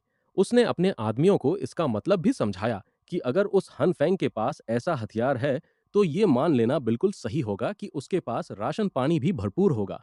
और राशन लूटने के इस ख्याल ने उस ब्रेन वॉश हो चुकी भीड़ के दिलों में लालच की आग भड़का दी। मिस्टर जंग को अब पूरा यकीन हो चुका था कि तबाही से पहले अंकल ल्यू ने जो डिलीवरी देखी थी वो बिल्कुल सच थी। हालांकि उन्हें और राशन मिलने की एक नई उम्मीद तो मिल गई थी, लेकिन अपने पुराने प्लान पर आगे बढ़ना अब काफी मुश्किल होने वाला था, क्योंकि उनमें से किसी को भी कभी भी गोली लग सकती थी। लेकिन मिस्टर जांग का मानना था कि हन फेंग एक डरपोक इंसान है जो किसी की जान नहीं ले सकता, वरना वो अब तक उनमें से दो चार को उड़ा चुका होता। और वैसे भी कोई कब तक अपने घर में छुपा रहेगा, कभी ना कभी तो बाहर आएगा ही ना। फिर भी उस बड़े बॉस ने अपने आदमियों को प्लान में बदलाव की पूरी जानकारी दी। फिलहाल के लिए वो वापस जाएंगे और दोबारा हमला करने से पहले अपनी सुरक्षा के कुछ पुख्ता इंतजाम करेंगे। उन्हें हर हाल में जल्द से जल्द रूम नंबर 1804 पर कब्जा करना ही होगा। और बात करें रूम नंबर 1804 की, तो दोनों आखिरकार कमरे के बाहर पहुंच चुके थे। अब तक ब्रदर ली के हाथ डर से कांप रहे थे, जिससे उनके लिए दरवाजा खोलना मुश्किल हो रहा था, जबकि हन फेंग अपनी आंखें खुली रखकर किसी भी हमले का जवाब देने के लिए तैयार खड़ा था। जैसे ही ब्रदर ली ने दरवाजा खोला, अंदर से आती हुई सुहानी और गर्म हवा का झोंका उन्हें महसूस हुआ। एक ऐसा एहसास जिसके लिए वो कब से तरस रहे थे। अंदर कदम रखते ही ब्रदर ली वहां एक चालू रेडिएटर और चलते हुए जनरेटर को देखकर हैरान रह गए। कांच के एक दरवाजे के पीछे राशन का ऐसा समंदर था जिसे देखकर किसी के भी मुंह में पानी आ जाए। ब्रदर ली ने अपने छोटे भाई की तरफ देखा और हैरानी से पूछा कि आखिर इस जन्नत जैसे घर का क्या चक्कर है। जब वो गैंगस्टर इस आलीशान सेटअप को देखकर हैरान हो रहा था, तभी आउटकास्ट गर्ल अपने कमरे से बाहर आई और उसने पूछा कि क्या हन फेंग ड्रोन वापस ले आया। वो अपने भाई को बचाने में इतना खो गया था कि वो भूल ही गया कि वो असल में नीचे किस काम से गया था। 2 घंटे बीतने और भरपेट खाना खाने के बाद ब्रदर ली को आखिरकार पूरी कहानी का एक हिस्सा पता चल चुका था। हन फेंग ने उस सीधे साधे गैंगस्टर को बस इतना बताया कि उसने इस तबाही का अंदाजा पहले ही लगा लिया था और जितनी हो सके उतनी तैयारी कर ली थी। उस नौजवान ने अपने भाई से उसे इस बारे में न बताने के लिए माफी भी मांगी। वो बस इस बात से डरा हुआ था कि कहीं उसके राशन की खबर बाहर न लीक हो जाए, इसलिए उसने इस बारे में बहुत कम लोगों को बताया था। अपना खाना खत्म करने के बाद ब्रदर ली खड़े हुए और पूरे दिल से शुक्रिया अदा करते हुए झुके।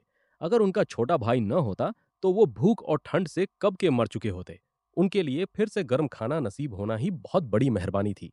जब उस गैंगस्टर ने अपना सिर उठाया तो उसकी आंखों से एहसानमंदी के आंसू बह रहे थे। हन फेंग ने जोर देकर कहा कि वो तो बस उस मदद का कर्ज उतार रहा है जो ब्रदर ली ने पहले उसकी की थी। दिल से भावुक होते हुए ब्रदर ली ने हन फेंग की तारीफ की कि वो कितना अच्छा इंसान और भाई है। अब जब वो यहाँ आ ही चुका था, तो ली ने इस बिल्डिंग कॉम्प्लेक्स के मौजूदा हालात के बारे में भी सब कुछ बताया। अब हालात पूरी तरह बदल चुके थे। पिछली बार जब उसने हनफेंग को यहाँ की खबरों के बारे में बताया था, वो बिजली कटने से पहले की बात थी।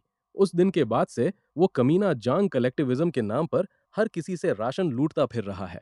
उसने अपने साथ कई लोगों को तो जोड़ लिया, लेकिन उसके इस तरीके को नापसंद करने वाले कुछ खतरनाक दुश्मन भी बन गए।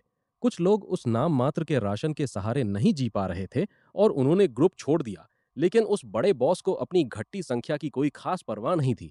वो भले ही बेपरवाह दिख रहा हो, लेकिन पीठ पीछे वो अपने चमचे जिन चिन वू को उन ग्रुप छोड़ने वालों को ठिकाने लगाने के लिए भेजता रहता है, ताकि कलेक्टिव के लिए खतरा कम करने का बहाना बनाया जा सके।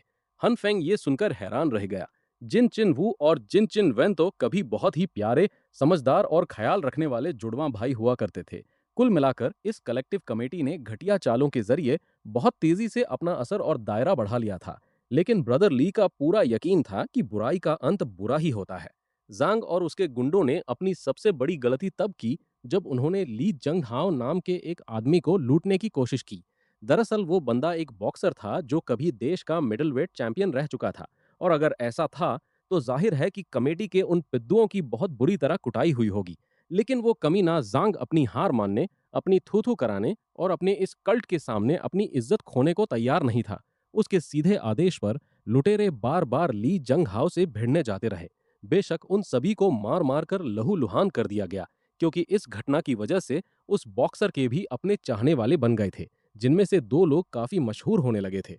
जिनमें से एक था जंग यंग यू, जो बॉक्सिंग का दीवाना था और कुछ सालों तक अंडरग्राउंड बॉक्सिंग मैचों में लड़ चुका था। वो अपनी रफ्तार के लिए जाना जाता था। जबकि दूसरा था जिन जंग जाई, जो जंग हाओ का एक और पक्का फैन था। उसे गजब की ताकत मिली हुई थी और उसका शरीर किसी मॉन्स्टर जैसा था। और इन दोनों के बॉक्सर के साथ होने से इलाके में एक नए गुट का जन्म होना तय था, और वो जांग शुए यू के पाखंड से सख्त नफरत करते थे। ब्रदर ली ने आगे बताया कि वो कमीना जांग इस झगड़े को सुलझाने के लिए बेताब था, और आखिरकार उसने हनफेंग के राशन को निशाना बनाने का फैसला किया। उसने अपने छोटे भाई को चेतावनी देने की कोशिश की थी, लेकिन वो सीढ़ियों पर ही बेहोश हो गया। वैसे ये अच्छा ही है, क्योंकि इसका मतलब है कि मिस्टर जैंग का साम्राज्य धीरे धीरे अंदर से ही ढह रहा है। जब वो तीनों अपने अगले कदम के बारे में बात कर रहे थे, तभी बाहर से कुछ सरसराहट की आवाजें सुनाई देने लगीं। आउटकास्ट गर्ल ने दरवाजे के बाहर का लाइव कैमरा फीड चालू किया और देखा कि लुटेरे ठीक बाहर इकट्ठा हो रहे थे। हन फेंग अपने दरवाजे के हैंडल वाले इलेक्ट्रिक ट्रैप को सेट करने के लिए खड़ा हुआ, लेकिन आउटकास्ट गर्ल ने उसे जल्दबाजी करने से रोका और कॉरिडोर से आ रही सल्फर की गंध के बारे में चेतावनी दी। और तभी बिना किसी चेतावनी के पूरा कमरा हिल गया, क्योंकि बाहर कुछ ब्लास्ट हुआ था। मिस्टर जैंग और उसके लुटेरे सच में इतने पागल हो चुके थे कि उन्होंने बमों का इस्तेमाल करना शुरू कर दिया था, और उस आवाज से ऐसा लग रहा था कि वो किसी खास जगह को उड़ाने वाले धमाकों का इस्तेमाल कर रहे थे, जो बहुत ज्यादा ताकतवर नहीं थे। लाइव फीड को देखकर आखिरकार ये समझ में आ गया कि वो भारी भरकम दंगा रोधी ढालें रायट शील्ड्स क्यों उठा रहे थे। ये भी साफ था कि ली ह्यूना ने ही इन कमीनों को खबर दी थी। और जब वो लुटेरे अपने अगले धमाके की तैयारी कर रहे थे, हन फेंग ने आनन फानन में अपना इलेक्ट्रिक ट्रैप चालू कर दिया। एक सेकंड बाद ही बाहर से किसी के दर्द से कराहने की चीख सुनाई दी। ऐसा लगा कि ट्रैप काम कर गया और कोई बेचारा इसका शिकार बन गया। ये देखकर लुटेरे डर के मारे पीछे हट गए, लेकिन मिस्टर जैंग ने उन्हें धमाके जारी रखने का हुक्म दिया। इस बार उन्हें दरवाजे के किनारों को निशाना बनाना था और बारूद की मात्रा दोगुनी करनी थी। उसके आदेश का आंख मूंद कर पालन करते हुए लुटेरों ने दीवारों पर बारूद लगाया और एक बार फिर धमाका कर दिया। धमाके की आवाज से दीवारों में दरारें तो आ गईं, लेकिन वो मुख्य दरवाजे को उड़ाने में नाकाम रहे। मिस्टर जांग को पूरा यकीन था कि उनके बारूद में कोई खराबी नहीं है, बल्कि दरवाजे पर ही सुरक्षा के तगड़े इंतजाम किए गए हैं। हार मानने से इनकार करते हुए मिस्टर जांग ने इस बार बारूद के 3 पैकेट लगाने को कहा। अगर अब भी कुछ नहीं हुआ तो वो इसकी मात्रा और बढ़ाते जाएंगे, क्योंकि आज वो किसी भी हाल में इस घर को तबाह करने पर अड़ा था। अंदर हन फेंग और ब्रदर ली ने दरवाजे को बंद करने के लिए वहां जितना हो सके उतना सामान अड़ा दिया। तीसरे धमाके ने उस पूरे बैरिकेड को अपनी जगह से हिला दिया और उनके कान के पर्दे ही फाड़ डाले। उस भयंकर धमाके के बाद दीवारों से कुछ अजीब सी चटकने की आवाजें आने लगी। ऐसा लग रहा था कि वो धमाके अपना काम कर रहे थे और दीवारें कमजोर पड़ती जा रही थीं। अगर ऐसा ही चलता रहा तो दरारें बड़ी होती जाएंगी और दीवारें ढह जाएंगी। दरवाजे को ब्लॉक करना अब बेकार था, लेकिन हन फेंग के पास एक और तरकीब थी जिसे वो आजमाना चाहता था। बस उन्हें उस सारे फालतू सामान को हटाना था जो उन्होंने दरवाजे पर ठूंस रखा था। तभी मदद के लिए आउटकास्ट गर्ल आगे आई। ब्रदर ली को शक था कि ये छोटी सी बच्ची भला क्या मदद कर पाएगी, लेकिन तभी उसने अपने हाथ उठाए और एक ब्लैक होल बना दिया। ये देखकर ब्रदर ली हैरान परेशान होकर पीछे हट गया। जब वो दरवाजे पर अड़े भारी भरकम सामान को अपने अंदर खींचने लगी, तो इस नामुमकिन नज़ारे को देखकर ब्रदर ली को चक्कर ही आ गया। जिस काम में उन्हें कई मिनट लगते, वो महज 1 सेकंड में हो गया। अब ब्रदर ली के दिल में उस छोटी बच्ची और उसकी ताकत के लिए एक अलग ही खौफ पैदा हो गया था। बिना कोई वक्त गंवाए हन फेंग ने अपनी पर्पल लाइट चालू की, उसे अपने हाथों पर लपेटा और दीवार की तरफ भागा। उसने उस पर्पल लाइट को पूरी दीवार पर फैला दिया, जिससे वो पिछली बार की तरह नरम हो गई, ताकि वो उन दरारों को तुरंत ठीक कर सके। उसे पूरा ध्यान लगाना था, वरना दीवार को वापस सख्त होने में बहुत वक्त लग जाता। जब उसने देख लिया कि सारी दरारें कवर हो चुकी हैं, तो उसने अगले कदम के लिए ग्रीन लाइट चालू की। शुक्र है उसका ये आइडिया काम कर गया। पर्पल और ग्रीन लाइट के मेल से उस हिस्से को रिपेयर करके और भी मजबूत बनाया जा सकता था। ब्रदर ली ने अभी अभी अपने दोनों नए रूममेट्स को ऐसी नामुमकिन चीजें करते देखा था कि उसका दिमाग ही सुन्न हो गया। तभी आउटकास्ट गर्ल सामने आई और उसने बड़े आराम से उन्हें नीचे झुकने को कहा। ठीक अगले धमाके के वक्त वो तीनों नीचे बैठ गए और अपने कान बंद कर लिए। हन फेंग ने अभी अभी दीवारों को मजबूत किया ही था कि फिर से नई दरारें बनने लगीं। इस बार लुटेरों ने अपना ध्यान बदला था और वो फर्श पर बमबारी कर रहे थे। अगर ऐसा है, तो फिर हन फेंग उस हिस्से को चाहे कितना भी रिपेयर कर ले, सब बेकार हो जाएगा। उसे कोई और तरकीब सोचनी थी, लेकिन इस बार उसका प्लान थोड़ा खतरनाक हो सकता था और इसके लिए उन तीनों के बीच अटूट भरोसे की जरूरत थी। आउटकास्ट गर्ल तो हर चीज के लिए तैयार थी और ब्रदर ली भी हर हाल में साथ निभाने वाला सच्चा यार था। अब उन्हें बस वही करना था जो हन फेंग कहेगा, वो भी बिल्कुल वैसे ही। कुछ और धमाकों के बाद आखिरकार वो दरवाजा रूम नंबर 8004 का टूट ही गया। उन धमाकों ने आखिरकार अपना काम कर दिया था और रास्ता पूरी तरह खुल चुका था। लुटेरे पूरी सावधानी बरतते हुए अपनी ढालें आगे कर धीरे धीरे अंदर घुसने लगे।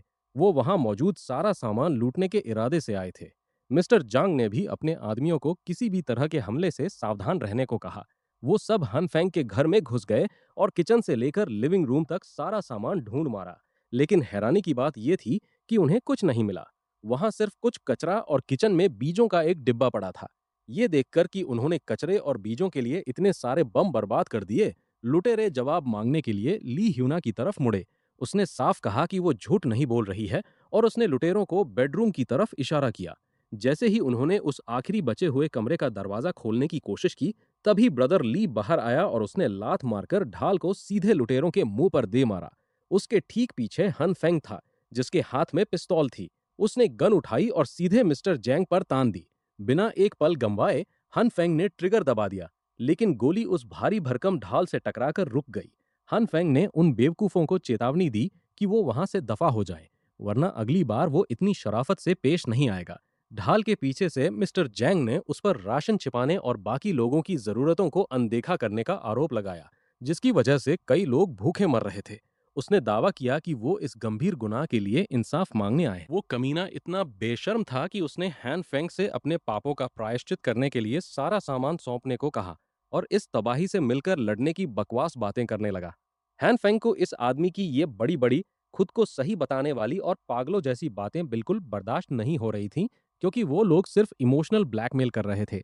लेकिन उसके आदमी इस पागलपन में पूरी तरह बह चुके थे। वो अपने लीडर की हर बात पर ऐसे हाँ में हाँ मिला रहे थे, जैसे भूखे भेड़ियों का कोई झुंड अपना गुस्सा निकालने का मौका ढूंढ रहा हो।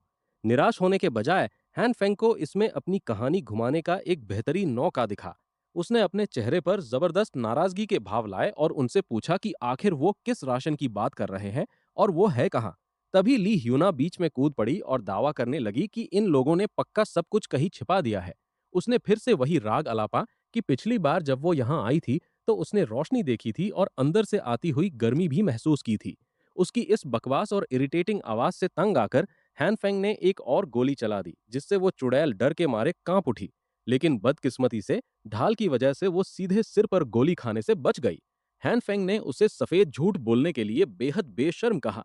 उसने आगे कहा कि अगर इस चुड़ैल ने उसे धोखा देकर खाने पीने और जरूरत के सामान के बदले वो बेकार बीज न दिए होते, तो आज उसकी इतनी बुरी हालत नहीं होती। धीरे धीरे ही सही, पर अब लुटेरे खुद ली ह्यूना पर शक करने लगे थे। लेकिन अफसोस, मिस्टर जांग काफी समझदार निकला। उसने अपनी टीम के आपसी झगड़े को बढ़ने से रोक दिया और ये पता लगाने का एक आसान तरीका सुझाया कि आखिर झूठ कौन बोल रहा है। उन्हें बस बेडरूम के अंदर जाकर ये देखना था कि क्या हैन फेंग का घर वाकई खाली है। हैन फेंग ने ऊपर से तो कड़ा रुख दिखाया, पर उसने उन्हें अंदर जाकर अच्छे से तलाशी लेने की इजाजत दे दी। हालांकि उसकी उंगली अब भी ट्रिगर पर ही थी। कुछ मिनटों तक बेडरूम का कोना कोना छान मारने के बाद उन लुटेरों के हाथ सिर्फ थोड़ा और कचरा और वहां बैठी एक छोटी बच्ची लगी। अब आउटकास्ट गर्ल ने भी अपना रोल बखूबी निभाया। उसने हैन फेंग को अपना भाई कहते हुए गले लगा लिया और रोते हुए कहने लगी कि उसे बहुत भूख लगी है और बहुत डर लग रहा है। अब तो लुटेरे इस बात पर बुरी तरह भड़क गए कि उन्होंने आधा दिन लगाकर दरवाजा तोड़ने की इतनी मेहनत की और हाथ कुछ भी नहीं लगा। साफ तौर पर गुस्से से लाल पीले होते हुए मिस्टर जैंग ने उस चुड़ैल से जवाब मांगा। अब जब हालात ऐसे हो चुके थे और उन्होंने इस हमले में अपना इतना वक्त और बारूद बर्बाद कर दिया था, तो उसे कोई ठोस वजह बतानी ही होगी, वरना वो लुटेरे खुशी खुशी उसके टुकड़े टुकड़े कर देंगे। धीरे धीरे उसका दिमाग ठिकाने नहीं रहा और वो बस यही रट लगाए जा रही थी कि वो झूठी नहीं है। भले ही ये सच हो, पर अब उसकी बातों पर कोई यकीन नहीं करने वाला था। अब उसे बस एक ही बात समझ आ रही थी कि हैन फेंग ही उन सब के साथ कोई खेल खेल रहा है। हमेशा की तरह उसने खुद को इस मुश्किल हालात में फंसाने के लिए हैन फेंग को ही जिम्मेदार ठहराया। आखिरकार ली यूना का सब्र का बांध टूट गया और वो ढाल के पीछे से बाहर निकलकर सीधे हैन फेंग की तरफ झपटी। उसकी फ्लैशलाइट की रोशनी से उसकी आंखें चौंधिया गईं और उसके हाथ से गन छूट गई। किस्मत के एक अजीब और लापरवाह मोड़ पर वो चुड़ैल पिस्तौल हथियाने में कामयाब हो गई। उसने गन सीधे हैन फेंग के सीने पर तान दी और चिल्लाकर पूछने लगी कि राशन कहाँ छिपाया है। जब वो हैन फेंग को गोली मारने की धमकी दे रही थी, तो लुटेरे उसे ऐसे देख रहे थे जैसे वो पूरी तरह पागल हो चुकी हो। उसे गोली चलाने के लिए उकसाते हुए उस लड़के ने अपनी बात दोहराई कि वो बहुत पहले ही उसका सारा सामान ठग चुकी है। और ठीक उसी पल जब वो ट्रिगर दबाने ही वाली थी, लुटेरों ने हैरान करने वाला कदम उठाया और इससे पहले कि वो किसी को नुकसान पहुंचाती, उन्होंने उसके हाथ से गन छीनकर दूर फेंक दी। मिस्टर जांग के पालतू गुंडों ने उस पागल चुड़ैल को दबोच लिया, जबकि वो लगातार चिल्लाए जा रही थी कि वो झूठी नहीं है। इससे पहले कि हैन फेंग अपनी गन उठा पाता, मिस्टर जांग का हाथ आगे बढ़ा और उसने उस पिस्तौल को उठा लिया। उसने सीधे हैन फेंग की आंखों में देखते हुए धीरे से पिस्तौल को ऊपर उठाया। उसके पालतू गुंडे उस चुड़ैल को लगातार कोस रहे थे कि उसने उन्हें एक बेकार के काम में फंसाकर उनका वक्त बर्बाद किया।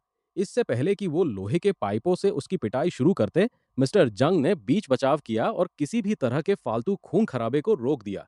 ये देखते हुए कि उनका प्लान फेल हो चुका है, वो अब डैमेज कंट्रोल करने में जुट गया था।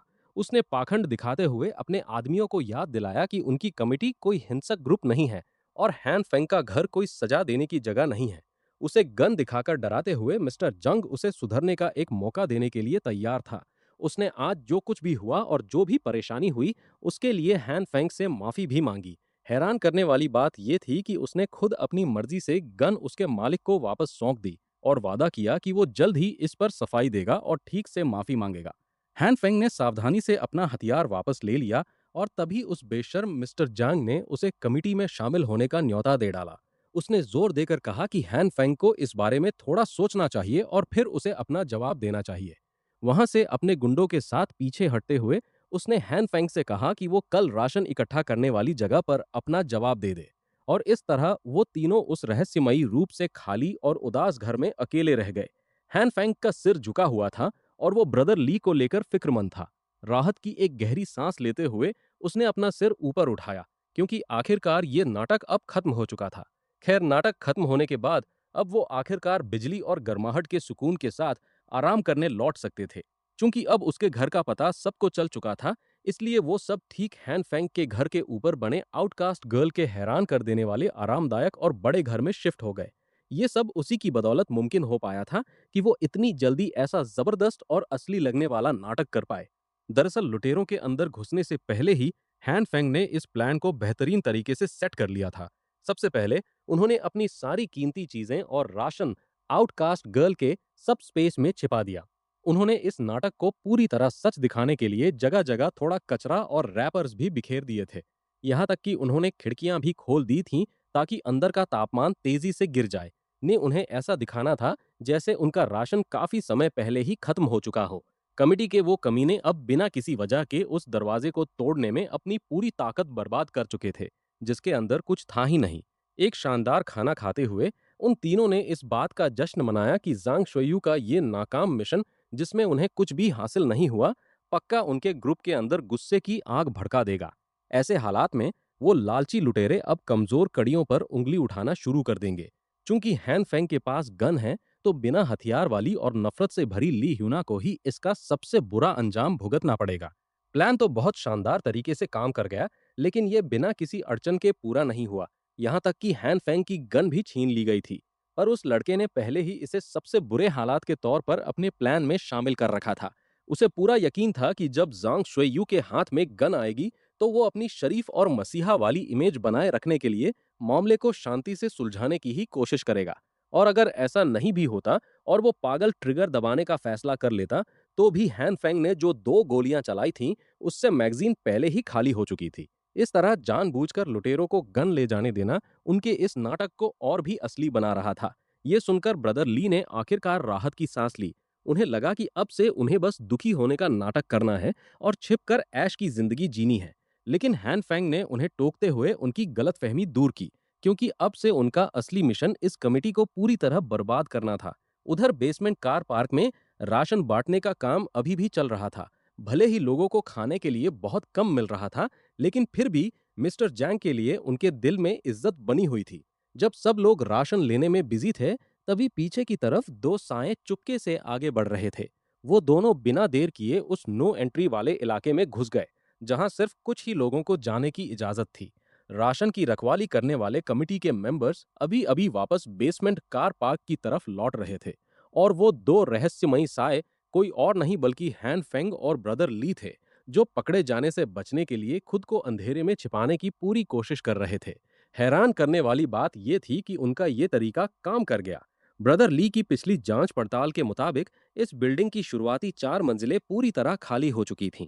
5वीं और छठी मंजिल पर लॉजिस्टिक्स वर्कर्स और उनके परिवार वाले रहते थे। मिस्टर जांग और उसके खास लोग 9वीं से 12वीं मंजिल पर रहते थे, और उनका गोदाम शायद 7वीं या 8वीं मंजिल पर था। इसके अलावा 5वीं मंजिल से ऊपर हर जगह गार्ड तैनात थे। इसलिए इन दोनों को बहुत संभल कर आगे बढ़ना था, गन चलाने से बचना था, और जहां तक हो सके लोहे की रॉड से ही काम चलाना था। लेकिन जैसे जैसे वो ऊपर की मंजिलों की तरफ बढ़े, वहां अजीब सी शांति थी और कोई सिक्योरिटी नहीं दिख रही थी। बिना कोई हथियार इस्तेमाल किए वो दोनों बिना किसी रुकावट के 7वीं मंजिल पर पहुंच गए। अब ब्रदर ली को शक होने लगा था कि क्या वो सही रास्ते पर भी हैं या नहीं। ये बात तो समझ आती है कि कमेटी के पास लोगों की कमी है, लेकिन एक भी गार्ड का ना होना कुछ ज्यादा ही अजीब था। इसलिए अलग अलग होकर हैन फेंग और ब्रदर ली ने उस पूरी मंजिल पर गोदाम को ढूंढने का फैसला किया। हैन फेंग को लगा था कि यहाँ कुछ हंगामा होगा, लेकिन इतनी आसानी से अंदर घुस आने पर वो खुद हैरान था।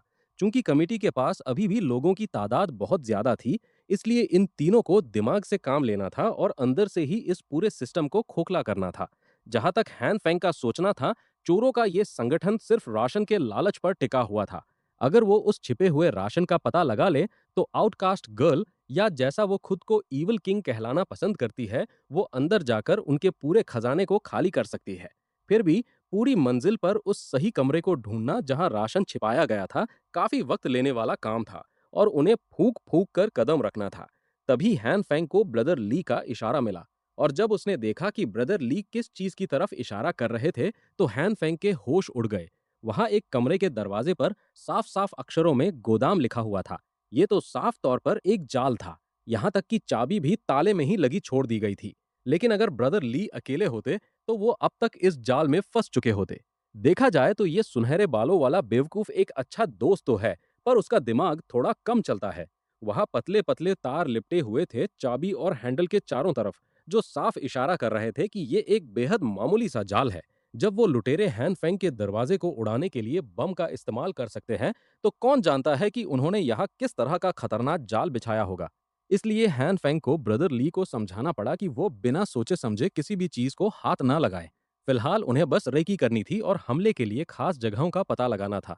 जब वो दोनों दबे पांव ऊपर की मंजिलों की तलाशी लेने के अपने प्लान पर चर्चा कर ही रहे थे, तभी उनके ठीक बगल वाला दरवाजा चरमराते हुए खुल गया, और ठीक उसी वक्त 2 गार्ड्स बाहर निकल आए जब ये दोनों बेवकूफ वहां से सारा राशन साफ करने की प्लानिंग कर रहे थे। वो सब एक दूसरे को घूरने लगे और कुछ सेकंड के लिए तो किसी को समझ ही नहीं आया कि आखिर ये चल क्या रहा है। पर तभी हैन फेंग ने तुरंत खुद को संभाला और ब्रदर ली को साथ लेकर वहां से जितनी तेजी से हो सके भाग निकला। भागते भागते आखिरकार वो सीढ़ियों तक पहुंच गए, लेकिन गार्ड्स ने भी फुर्ती से उनका पीछा कर लिया। ऐसे में हैन फेंग को बीच में आना पड़ा ताकि वो अपने भाई को सिर पर लगने वाली गहरी चोट से बचा सके, और उसने अपनी रॉड से गार्ड के लोहे की रॉड के वार को रोक दिया। पलटवार करते हुए ब्रदर ली ने उस गार्ड के पैरों के बीच जोरदार लात मारी। इससे उन्हें इतना वक्त मिल गया कि वो वापस सीढ़ियों की तरफ भाग सके और पीछे से दरवाजा बंद कर सके। बदकिस्मती से इस हंगामे की आवाज सुनकर नीचे की मंजिलों से और भी गार्ड्स वहां आने लगे। अब उनके पास कोई और रास्ता नहीं था, इसलिए उन्हें बिना किसी और दुश्मन से टकराए तेजी से ऊपर की तरफ भागना पड़ा। जैसे ही वो 8वीं मंजिल पर पहुंचे, तभी ब्रदर ली का ध्यान हैन फेंग पर गया, जो अपना दायां हाथ पकड़े हुए था। शायद पिछला वार रोकते वक्त उसका हाथ फ्रैक्चर हो गया था। फिलहाल उन्हें छिपने के लिए कोई जगह ढूंढनी थी, और वो भी बहुत जल्द। लेकिन जैसे ही वो छिपने की जगह तलाशने वाले थे, तभी ब्रदर ली को कुछ ऐसा दिखा जिसने उनके कदमों को वहीं रोक दिया। इससे पहले कि वो हैन फेंग को उसके पीछे मंडराते उस साय के बारे में आगाह कर पाता, वो नौजवान किसी हल्के खिलौने की तरह घसीटकर एक अंधेरे कमरे में बंद कर दिया गया। और जैसे ही हैन फेंग को उस अंधेरे और सुनसान कमरे में खींचा गया, वैसे ही दरवाजा धड़ाम से बंद हो गया। और जब उसने अपनी आंखें खोली, तो सामने का नजारा उसके ऊपर खड़े एक लंबे हुड वाले आदमी को देखकर उसकी हालत खराब हो गई। और बाहर से ब्रदर ली बंद दरवाजे को पीट ही रहे थे कि उस हुड वाले आदमी ने कड़क आवाज में पूछा कि वो इस मंजिल पर क्या कर रहे हैं। हालात को संभालने की कोशिश करते हुए हैन फेंग ने झूठ बोल दिया कि वो बस राशन इकट्ठा करने आए थे। लेकिन उसका ये बकवास बहाना काम नहीं आया, और उस आदमी ने सीधे उसके हाथ पर अपना पैर दे मारा, जिससे हैन फेंग दर्द के मारे बुरी तरह चीख उठा। उस हुड के पीछे सफेद बालों और बिखरी हुई दाढ़ी वाला एक बूढ़ा आदमी था। उसने हैन फेंग को झूठ न बोलने की चेतावनी दी, क्योंकि वो उसकी बातों में नहीं आने वाला था। उसने इन दोनों को जानबूझकर 5वीं और 6ठी मंजिल को छोड़ते हुए देखा था, जिससे साफ था कि वो कमेटी के खिलाफ कोई गुप्त काम कर रहे थे। जब हैन फेंग ने पूछा कि क्या वो उनका पीछा कर रहा था, तो उस बूढ़े ने सीधे उससे सवाल किया कि उसे क्या लगता है, ऊपर की मंजिलों पर कोई गार्ड क्यों नहीं है। कमरे के एक कोने में वो गार्ड्स जो गोदाम की रखवाली कर रहे थे, बेहोश पड़े थे, और एक के ऊपर एक ढेरी थे। इससे पहले कि वो दोनों और गहराई से बात कर पाते, बाहर कमेटी के और भी गार्ड्स के उस मंजिल पर आने की आवाज गूंज उठी। इसका मतलब था कि ब्रदर ली पकड़े जा चुके हैं। बूढ़े ने चिढ़कर अपनी जबान दबाई और धीरे धीरे पास की खिड़की की तरफ बढ़ने लगा। उसने खिड़की का जमा हुआ हैंडल घुमाया, जिससे बर्फीली हवा उस अंधेरे कमरे में आने लगी। हैन फेंग ने हैरान होकर पूछा कि वो 8वीं मंजिल की खिड़की क्यों खोल रहा है। तो बूढ़े ने दलील दी कि ये ऊंचाई तो सिर्फ 4 मंजिल के बराबर है। बाहर जमा बर्फ पहले ही तीसरी और चौथी मंजिल तक पहुंच चुकी है। बर्फ के इस गद्दे पर इतनी ऊंचाई से कूदना कोई बड़ी बात नहीं होगी। लुटेरों की पूरी फौज उनके पीछे पड़ी है। ऐसे में या तो वो नीचे कूद जाएं या फिर यहीं रहकर पिट पिट कर मरने का इंतजार करें। और उन लुटेरों की बात करें, तो वो बंद दरवाजे को तोड़ने में जुट चुके थे। हैन फेंग अब उस बूढ़े की बात पर विचार करने ही लगा था कि वो सिर्फ बिना किसी हिचकिचाहट के नीचे कूद गया। जैसे ही दरवाजा टूटकर खुला, हैन फेंग ने भी अपनी जान दांव पर लगाने का फैसला किया और उस बूढ़े के पीछे छलांग लगा दी। ये बेहद डरावना था, लेकिन उसने 8वीं मंजिल से छलांग लगा दी, इस उम्मीद में कि बर्फ उसके गिरने के झटके को झेल लेगी। अपनी सुरक्षा पक्की करने के लिए हैन फेंग ने खुद को इस तरह संभाला कि वो हाथ के बल गिरे, ताकि वो अपनी जादुई बैंगनी रोशनी का इस्तेमाल करके लैंडिंग को आसान बना सके। जब वो नीचे पहुंचा, तो उसने देखा कि वो बूढ़ा बर्फ से बाहर निकल रहा था, बिल्कुल सही सलामत और बिना किसी खरोच के। हालांकि हैन फेंग की लैंडिंग थोड़ी अजीब रही, लेकिन वो जिंदा था, भले ही उसकी सांसें फूल रही थीं। खिड़की से ऊपर देख रहे लुटेरे उन दोनों को ऐसे घूर रहे थे जैसे वो पूरी तरह पागल हो चुके हों। फुर्ती दिखाते हुए वो बूढ़ा पास की खिड़की की तरफ भागा और अपनी कोहनी मारकर कमजोर कांच को तोड़ दिया। यहाँ तक कि हैन फेंग भी उस बूढ़े के बचने के इस गजब के हुनर को देखकर दंग रह गया, जो लगातार आगे बढ़ रहा था। वो भी उसके पीछे पीछे कमरे के अंदर चला गया, और इस तरह वो गुस्से से लाल कमेटी के लुटेरों के चंगुल से बच निकले। मिस्टर जैंग के आदमियों में इतनी हिम्मत नहीं थी कि वो नीचे कूदकर उनका पीछा कर सकें।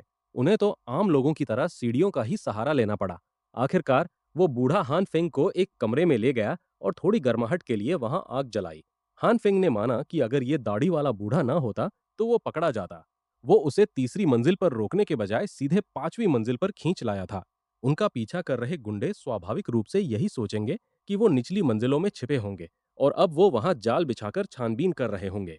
उस नौजवान के चेहरे पर बेचैनी देखकर उस दाढ़ी वाले ने पूछा कि क्या वो डर गया है, जो कि बिल्कुल लाजमी था क्योंकि वो एक लाश के ठीक बगल में आंख सेक रहे थे। जब हान फिंग ने पूछा कि उसने उसकी जान क्यों बचाई, तो बूढ़े ने तुरंत उसे टोकते हुए कहा कि मौका मिलने पर वो खुद उसे खत्म करना चाहेगा। फिर उसने उस नौजवान की तारीफ की कि कम से कम उसमें इतना दिमाग तो था कि वो उस नकली गोदाम के घटिया जाल में नहीं फंसा। फिलहाल वो चाहता था कि हान फिंग कमिटी के बारे में जो कुछ भी जानता है सब सच सच उगल दे। अगर उसने मुंह बंद रखा या झूठ बोला तो वो दाढ़ी वाला मार मार कर उससे सच उगलवा लेगा। ये देखते हुए कि उस बूढ़े ने अकेले ही सारे गार्ड्स को ढेर कर दिया था, हान फिंग समझ गया कि वो ऊपर की मंजिलों पर या तो राशन चुराने के लिए छिपा था या फिर कमिटी से अपनी कोई दुश्मनी निकालने आया था।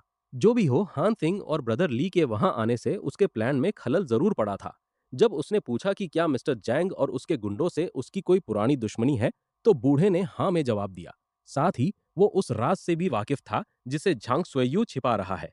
ये सुनते ही हान फिंग के कान खड़े हो गए और उसने पूछा कि आखिर वो किस तरह का राज है। वो बूढ़ा खड़ा हुआ और उसने पक्का किया कि इस लड़के का झांग सुएयू से कोई न कोई कनेक्शन जरूर है। आगे कुरेदते हुए उस दाढ़ी वाले ने मांग की कि हान फिंग कमिटी के बारे में जो कुछ भी जानता है सब उगल दे, वरना वो इस कमरे में दूसरी लाश बनने के लिए तैयार रहे। फैसला पूरी तरह उसी का था। मार मार कर अपनी जान निकाले जाने के डर से हान फिंग ने आइजन जैसे दिखने वाले उस कमीने के साथ हुए अपने बुरे हादसों का दुखड़ा रोना शुरू कर दिया। संक्षेप में कहे तो जांग ने उसका घर उड़ा दिया था, उसकी लड़की छीन ली थी और उसका सारा राशन लूट लिया था। उसने बदला लेने के लिए सारी हदें पार कर दी और उन्हें बंदूक दिखाकर धमकाया भी। लेकिन एक मामूली पिस्तौल से काम नहीं चलने वाला था। हान फिंग ने सच में थोड़ा झूठ मिलाया और पिस्तौल वाली बात भी जोड़ दी, इस उम्मीद में कि वो बूढ़ा उसकी कहानी पर यकीन कर लेगा। और ऐसा लगा कि उस दाढ़ी वाले ने यकीन कर भी लिया। उसने ठंडी सांस ली और कहा कि कमिटी के उन बड़े लोगों के लिए एक मामूली पिस्तौल कोई बड़ी बात नहीं है। इस बात का सबूत यही है कि जांग ने बंदूक छीने बिना ही हान फेंग को जाने दिया। जब पूछा गया कि ऐसा क्यों, तो बूढ़े ने दो थ्योरी सामने रखी। पहली तो ये कि वो कमीना खुद को एक सच्चा लीडर दिखाने के लिए बस नाटक कर रहा है। दूसरी और ज्यादा डरावनी थ्योरी ये है कि उसके पास कहीं और भी खतरनाक हथियारों का जखीरा छिपा हुआ है। हान फिंग ने आगे कहा कि वो अपने भाई को भी जैंग स्वेयू का काम तमाम करने के लिए साथ लाया था, ताकि सांप का सिर कटते ही कमिटी धीरे धीरे खुद खत्म हो जाए। हालांकि शुरुआत में कमिटी का इरादा अच्छा था और उन्होंने कुछ लोगों को जिंदा रहने में मदद भी की थी, लेकिन जैंग स्वेयू की इस स्वार्थी सोच ने सबको ये मानने पर मजबूर कर दिया कि आराम से जीने का इकलौता तरीका बुरा बनना ही है। अगर ये तबाही थम भी गई, तो जिन लोगों ने अपना जमीर खो दिया है और जो पूरी तरह गिर चुके हैं, वो कभी दोबारा समाज का हिस्सा नहीं बन पाएंगे। यही वजह है कि उन्हें इस भ्रष्ट कमिटी को रोकना ही होगा। बूढ़ा इस बात से सहमत तो है, लेकिन उसे चिंता है कि अगर वो कामयाब हो भी गए तो उसके बाद क्या होगा। इस दुनिया में ताकतवर हमेशा कमजोर का शिकार करता आया है। जैंग स्वैयू को मारने से पूरा इलाका बचे कुचे संसाधनों के लिए बिना किसी कानून के लूटपाट और कत्लेआम की आग में झुलस जाएगा। अगर ऐसी बात है तो क्यों न किसी तीसरे की राय भी ले ली जाए। और इत्तेफाक से कोई दूसरा इंसान दरवाजे के दूसरी तरफ से उनकी बातें सुन रहा था। जो कोई भी था, उसने बूढ़े के चेहरे पर पानी का डिब्बा फेंकने की कोशिश की, लेकिन उसका निशाना चूक गया। पलटवार करते हुए वो दाढ़ी वाला हैरान रह गया कि उसके मुक्के को इतने छोटे से शरीर ने रोक लिया था। फिर उसने ध्यान दिया कि उसका मुक्का रोकने वाले हाथ डर से कांप रहे थे। उस दाढ़ी वाले ने खुद को संभाला और उस जासूस का सिर फोड़ने के लिए हाथ उठाया, लेकिन जैसे ही उसने उसकी जानी पहचानी आवाज सुनी, वो रुक गया। गुलाबी बालों और एक प्यारे से कोट में वो कोई और नहीं बल्कि सबकी चहेती नर्स जिन थी। कमरे के अंदर उस आदमी को देखकर उसने उसे अस्पताल वाले मिस्टर हान के रूप में पहचान लिया। जब माहौल थोड़ा शांत हुआ, तो नर्स जिन ने हान फिंग के टूटे हुए हाथ का इलाज किया और उनकी निजी बातचीत सुनने के लिए बार बार माफी मांगने लगी। वो तो बस दादाजी ली का राशन लेने और उनकी दोबारा जांच करने के लिए आई थी। अंदर आने पर उसने उस बेचारे बूढ़े को मरा हुआ पाया और तभी उसे दरवाजा खुलने की आवाज सुनाई दी। वो डर गई और अनजाने में दूसरे कमरे में छिप गई। उस दाढ़ी वाले को शक है कि उस बूढ़े की मौत में इस छोटी नर्स का ही हाथ होगा। वो उसकी इस निस्वार्थ सेवा को महज एक मजाक समझता है। हालांकि कुछ मायनों में वो सही हो सकता है, लेकिन नर्स जिनको अपने किए पर कोई पछतावा नहीं है। लोग भले ही उसे बेरहम या बेदिल कहें, लेकिन जिंदा रहकर ही वो उन लोगों की जान बचा सकती है जिन्हें इसकी सख्त जरूरत है। इसके अलावा जांग शुएयू ने उसे एक पास दे रखा था ताकि वो जहां चाहे बिना किसी रोक टोक के आ जा सके। भले ही वो सीधे तौर पर कमेटी के लिए काम नहीं करती, लेकिन उसे उनके राशन का फायदा जरूर मिलता है। लेकिन मिस्टर जैंग हाल ही में बहुत से बीमार और बूढ़े लोगों को बाहर निकाल रहे हैं, जिनमें से दादाजी ली भी एक है। ये बात समझ में आती है, क्योंकि खिलाने के लिए एक मुंह कम होने से कमेटी लंबे समय तक अपनी ताकत बनाए रख सकती है। हालांकि ब्रदर ली के मुताबिक इलाके में एक नया गुट सिर उठा रहा है। उन बॉक्सर्स की कमेटी के साथ दुश्मनी होने की वजह से जांग शुयू इस मुकाबले को खत्म करने के लिए बेताब होगा। शायद इसीलिए वो बूढ़ों और बीमारों को बाहर निकालने का काम तेजी से कर रहा है, ताकि वो सिर्फ नौजवानों और तंदुरुस्त लोगों को खाना खिलाकर खुश रख सके। इन बदतर होते हालातों को देखते हुए इस बात की पूरी आशंका है कि जल्द ही गुट्टों के बीच एक बड़ी जंग छिड़ जाएगी। अगर ऐसा है तो समझदारी इसी में होगी कि जैंग के उस कथित हथियारों के जखीरे को ढूंढने की कोशिश की जाए। उस दाढ़ी वाले ने नौजवान से पूछा कि अगर उसे वो जखीरा मिल भी गया तो वो अकेला भला क्या कर लेगा। हान फिंग ने साफ कह दिया कि वहां पहुंचने के बाद वो कोई ना कोई रास्ता निकाल ही लेगा, लेकिन वो हाथ पर हाथ धरे बैठकर दूसरों की तरह मरने के लिए तैयार नहीं है। दाढ़ी वाले को लगता है कि दोनों ही सूरतों में उनकी बर्बादी तय है, इसलिए वो हान फिंग को अपनी कब्र खुद खोदने से नहीं रोकेगा। फिर उसने उन नौजवानों को चेतावनी दी कि जांग स्वेयो और उसकी कमेटी तो इस बड़े समंदर की महज छोटी मछलियां हैं। आगे चलकर जिंदा रहने के लिए और भी भयानक खून खराबा और कत्लेआम होने वाला है। इस बेरहम दुनिया में जो आखिर तक जिंदा बचेगा वही जीतेगा। इतना कहकर उस दाढ़ी वाले ने खिड़की खोली और बाहर निकल गया।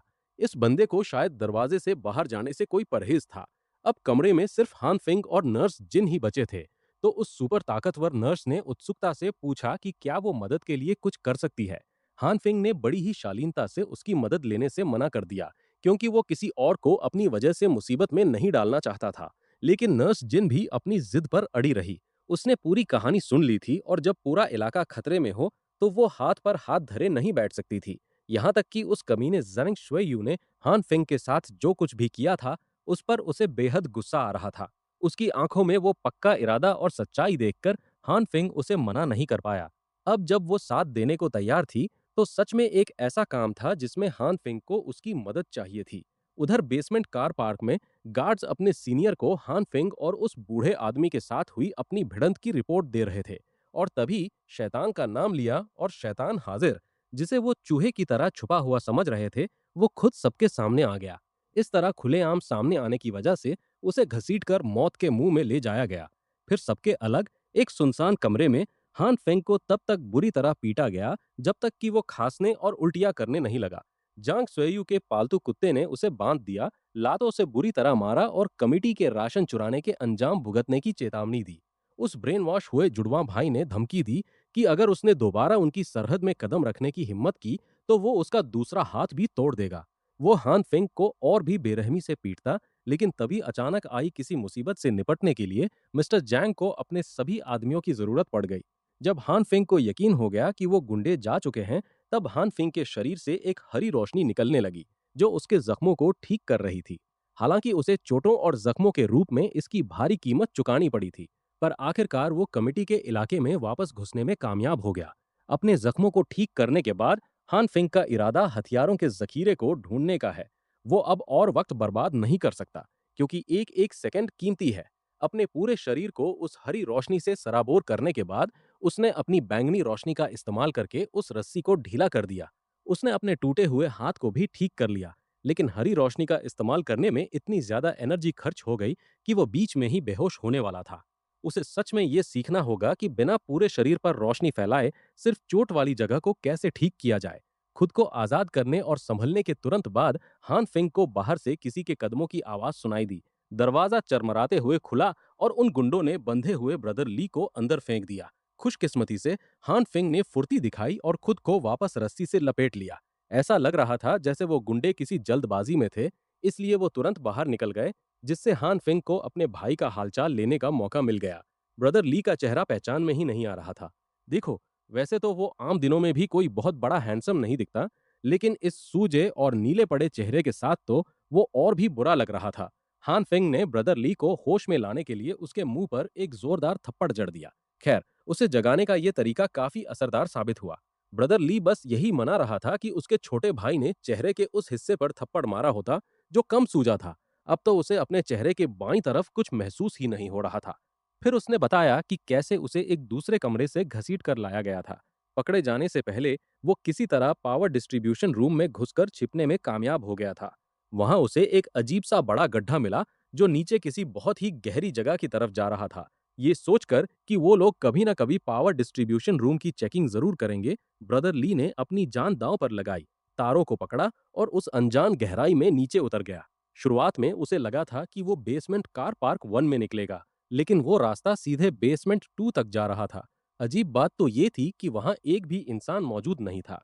उसे वहां सिर्फ जमीन पर करीने से रखे हुए ढेर सारे बक्से दिखाई दिए जो पूरी तरह से सील बंद थे।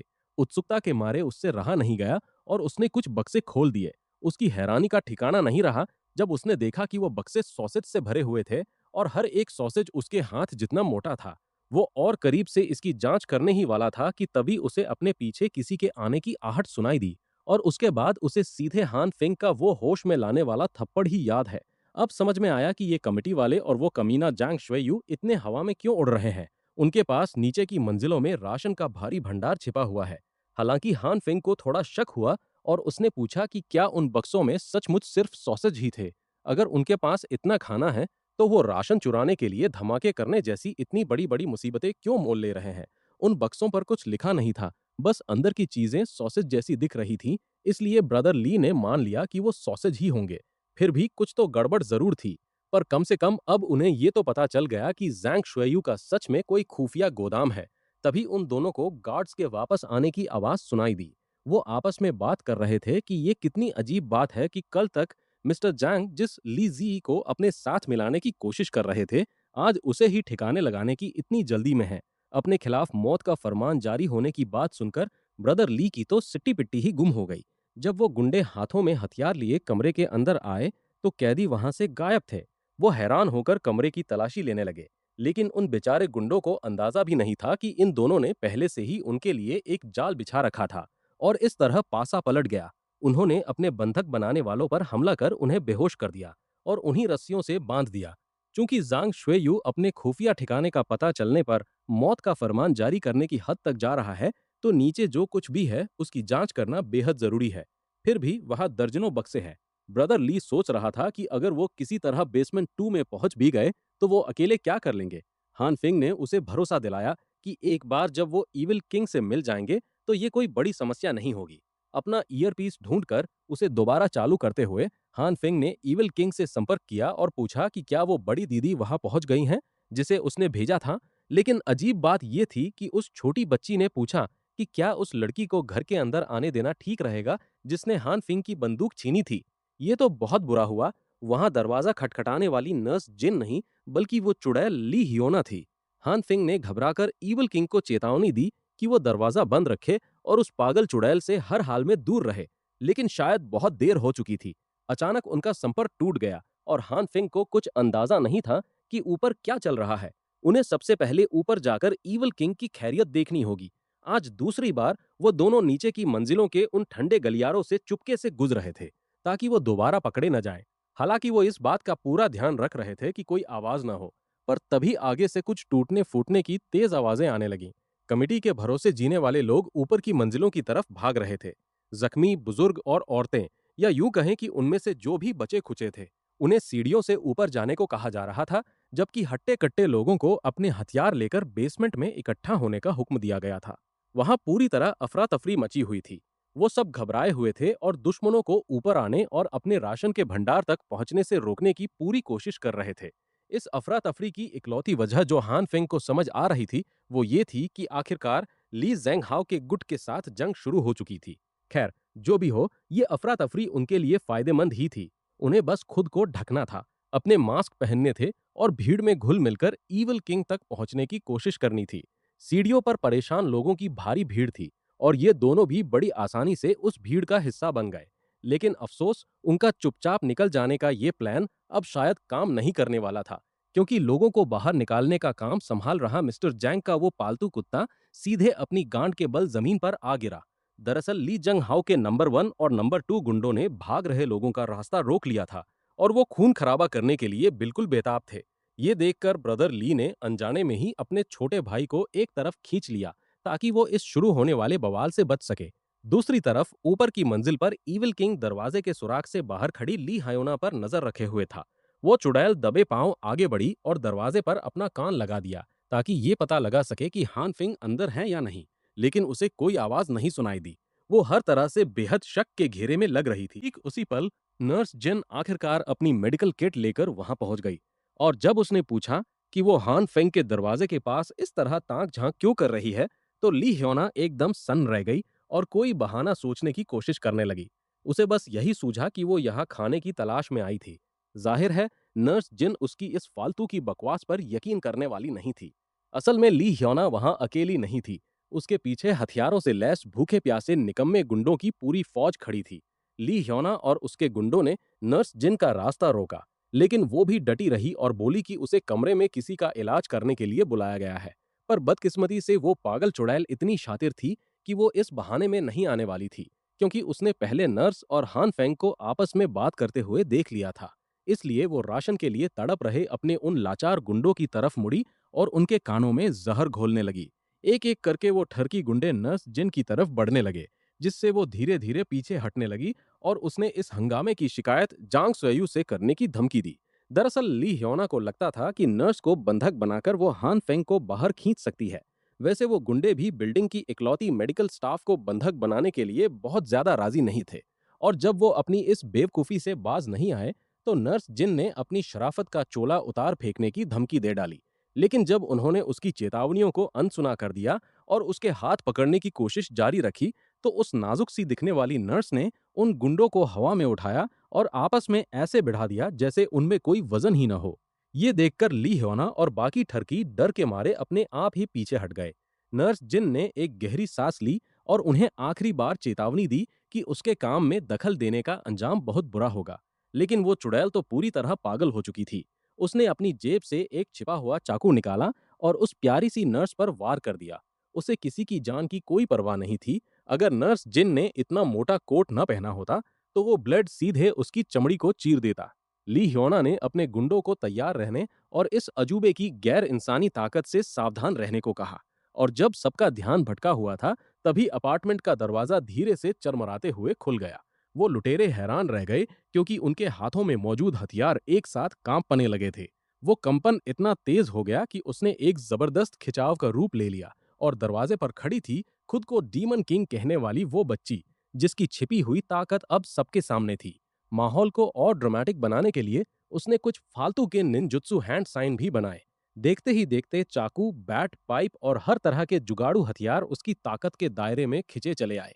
वो अपनी ताकत का इस्तेमाल इतनी शिद्दत से कर रही थी कि ली ह्योना के फटे पुराने कपड़े भी अंदर खिंचने लगे।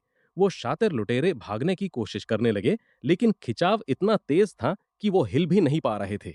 उन्हें लगा जैसे कोई भूत उनके साथ खेल रहा हो। वहीं नीचे की मंजिलों पर गुटों के बीच की वो जंग जारी थी, जो हर गुजरते सेकंड के साथ और हिंसक होती जा रही थी। वहां लात घूंसे चल रहे थे और सिर फोड़े जा रहे थे, और इस भयंकर अफरा तफरी के बीच हान फेंग और ब्रदर ली एक भारी भरकम आदमी से जान बचाकर भाग रहे थे। दरअसल हान फेंग ने गलत आदमी पर हाथ उठा दिया था, और अब वो किसी कार्टून की तरह भागम भाग वाले सीन में फंस चुके थे। आखिर गुस्सा किसे नहीं आएगा जब किसी के एक घूंसे से आपके गाल सेब जितने बड़े और लाल हो जाए। ऐसे में हान फेंग ने अंधेरे में तीर चलाया। उसने अपनी हरी और बैंगनी रोशनी को मिलाकर एक मजबूत दस्ताना तैयार किया, और इस मुश्किल हालात में उसे एक जबरदस्त नतीजा मिला। लेकिन मुसीबत तब और बढ़ गई जब इस दंगे के बीच मिस्टर जांग के गुंडों ने उन्हें पहचान लिया। अगर वो दोबारा पकड़े गए, तो वो बेरहम लोग उन्हें भागने का दूसरा मौका कभी नहीं देंगे। इसलिए हान फेंग ने तुरंत एक तरकीब सोची और ब्रदर ली से अलग हो गया। तय ये हुआ कि जब तक वो गैंगस्टर उनके छोटे रूममेट को बचाएगा, तब तक हान फेंग सबका ध्यान भटकाने का काम करेगा। अकेले ऐसा करना मुश्किल तो था, पर उसे खुद पर पूरा भरोसा था। हान फेंग ने बेसमेंट पार्किंग लॉट में इधर उधर भागने का नाटक शुरू कर दिया, ताकि ज्यादा से ज्यादा लोगों का ध्यान अपनी तरफ खींच सके। वो छलांग लगाकर एक कार के ऊपर चढ़ गया और पूरी ताकत से चिल्लाने लगा, जिससे हर तरफ से लोग उसे ही देखने लगे। हान फेंग ने वहां मौजूद सभी लोगों को अपनी बीच की उंगली दिखाई और झूठा कबूलनामा कर दिया कि राशन की कीमतें उसी ने बढ़ाई थीं, ताकि सारे गरीब भूखे मर जाएं। इसके बाद वहां एकदम सन्नाटा छा गया। चाहे वो किसी भी गुट के हों, वहां मौजूद हर एक लुटेरा गुस्से में अपने दांत पीसने लगा। ऐसा लगा जैसे सब अपने आपसी मतभेद भूल चुके हों। अब उन सबका एक ही मकसद था, सबसे पहले हान फेंग को पकड़ना और उसे जान से मार देना। उसके प्लान का पहला हिस्सा पूरी तरह कामयाब रहा। हान फेंग को धुंधला सा याद था कि बेसमेंट कार पार्क का दरवाजा एक लोहे के गेट से बंद था और इस वक्त उस गेट पर टनों बर्फ का भारी दबाव था, जो बस बाहर आने का इंतजार कर रही थी। वो बिना कुछ सोचे समझे सीधे उस गेट की तरफ भागा और इस चक्कर में उसका ध्यान इस बात पर नहीं गया कि उन बदनाम जुड़वां भाइयों में से एक उसके बिल्कुल पीछे लगा हुआ था। तभी उसे एक ऐसा जोरदार घूंसा पड़ा कि वो हवा में उड़ता हुआ सीधे अपनी मंजिल की तरफ जा गिरा। अब उसकी पीठ उस लोहे के गेट से सटी हुई थी और गुस्से से लाल वो पूरी भीड़ हान फेंग को घेरने के लिए आगे बढ़ रही थी। उसने उस ठंडे लोहे को छुआ और अपनी ताकत को जगाने पर ध्यान लगाने लगा। पूरे ध्यान के साथ उसने उस पूरे गेट को अपनी अजीब सी बैंगनी रोशनी से ढक दिया। उस रोशनी के डर से आगे बढ़ती हुई भीड़ वहीं ठिठक गई। लेकिन जैसे ही वो रोशनी बुझी, उनका गुस्सा एक बार फिर भड़क उठा। आग में घी डालने का काम तब हुआ जब हान फेंग ने उन कमीनों पर चिल्लाते हुए उन्हें आगे आने की चुनौती दे दी। जैसे ही वो गुस्से से भरी भीड़ आगे झपटी, वो कभी बेहद मजबूत दिखने वाला लोहे का गेट अब बिल्कुल नरम और लचीला हो चुका था। वो लोहा अब इतना कमजोर हो चुका था कि टनों बर्फ को अंदर आने से रोक पाना उसके बस की बात नहीं थी। अंदर आते बर्फ के इस भयानक सैलाब को देखकर वो भीड़ उस लड़के से अपनी दुश्मनी पल भर में भूल गई। अब बात सिर्फ अपनी जान बचाने की थी। ये एवलांच बेहद खौफनाक था, जिसमें इतनी ताकत थी कि बेसमेंट में सलीके से खड़ी गाड़ियां भी तिनके की तरह बह गईं। आपस में लड़ रहे वो दोनों गुट इस सफेद मौत के आगोश में समा गए और बर्फ के नीचे दफन हो गए। जो लोग फुर्तीले और किस्मत वाले थे, वो वक्त रहते एग्जिट की तरफ भागने में कामयाब रहे और इस तबाही से खुद को बचा लिया। जब ये एवलांच थमा तो पूरा बेसमेंट तबाह हो चुका था और वहां रुकना नामुमकिन था। लेकिन हान फेंग ने पहले ही प्लानिंग कर ली थी और अपने लिए छिपने की एक सुरक्षित जगह ढूंढ ली थी।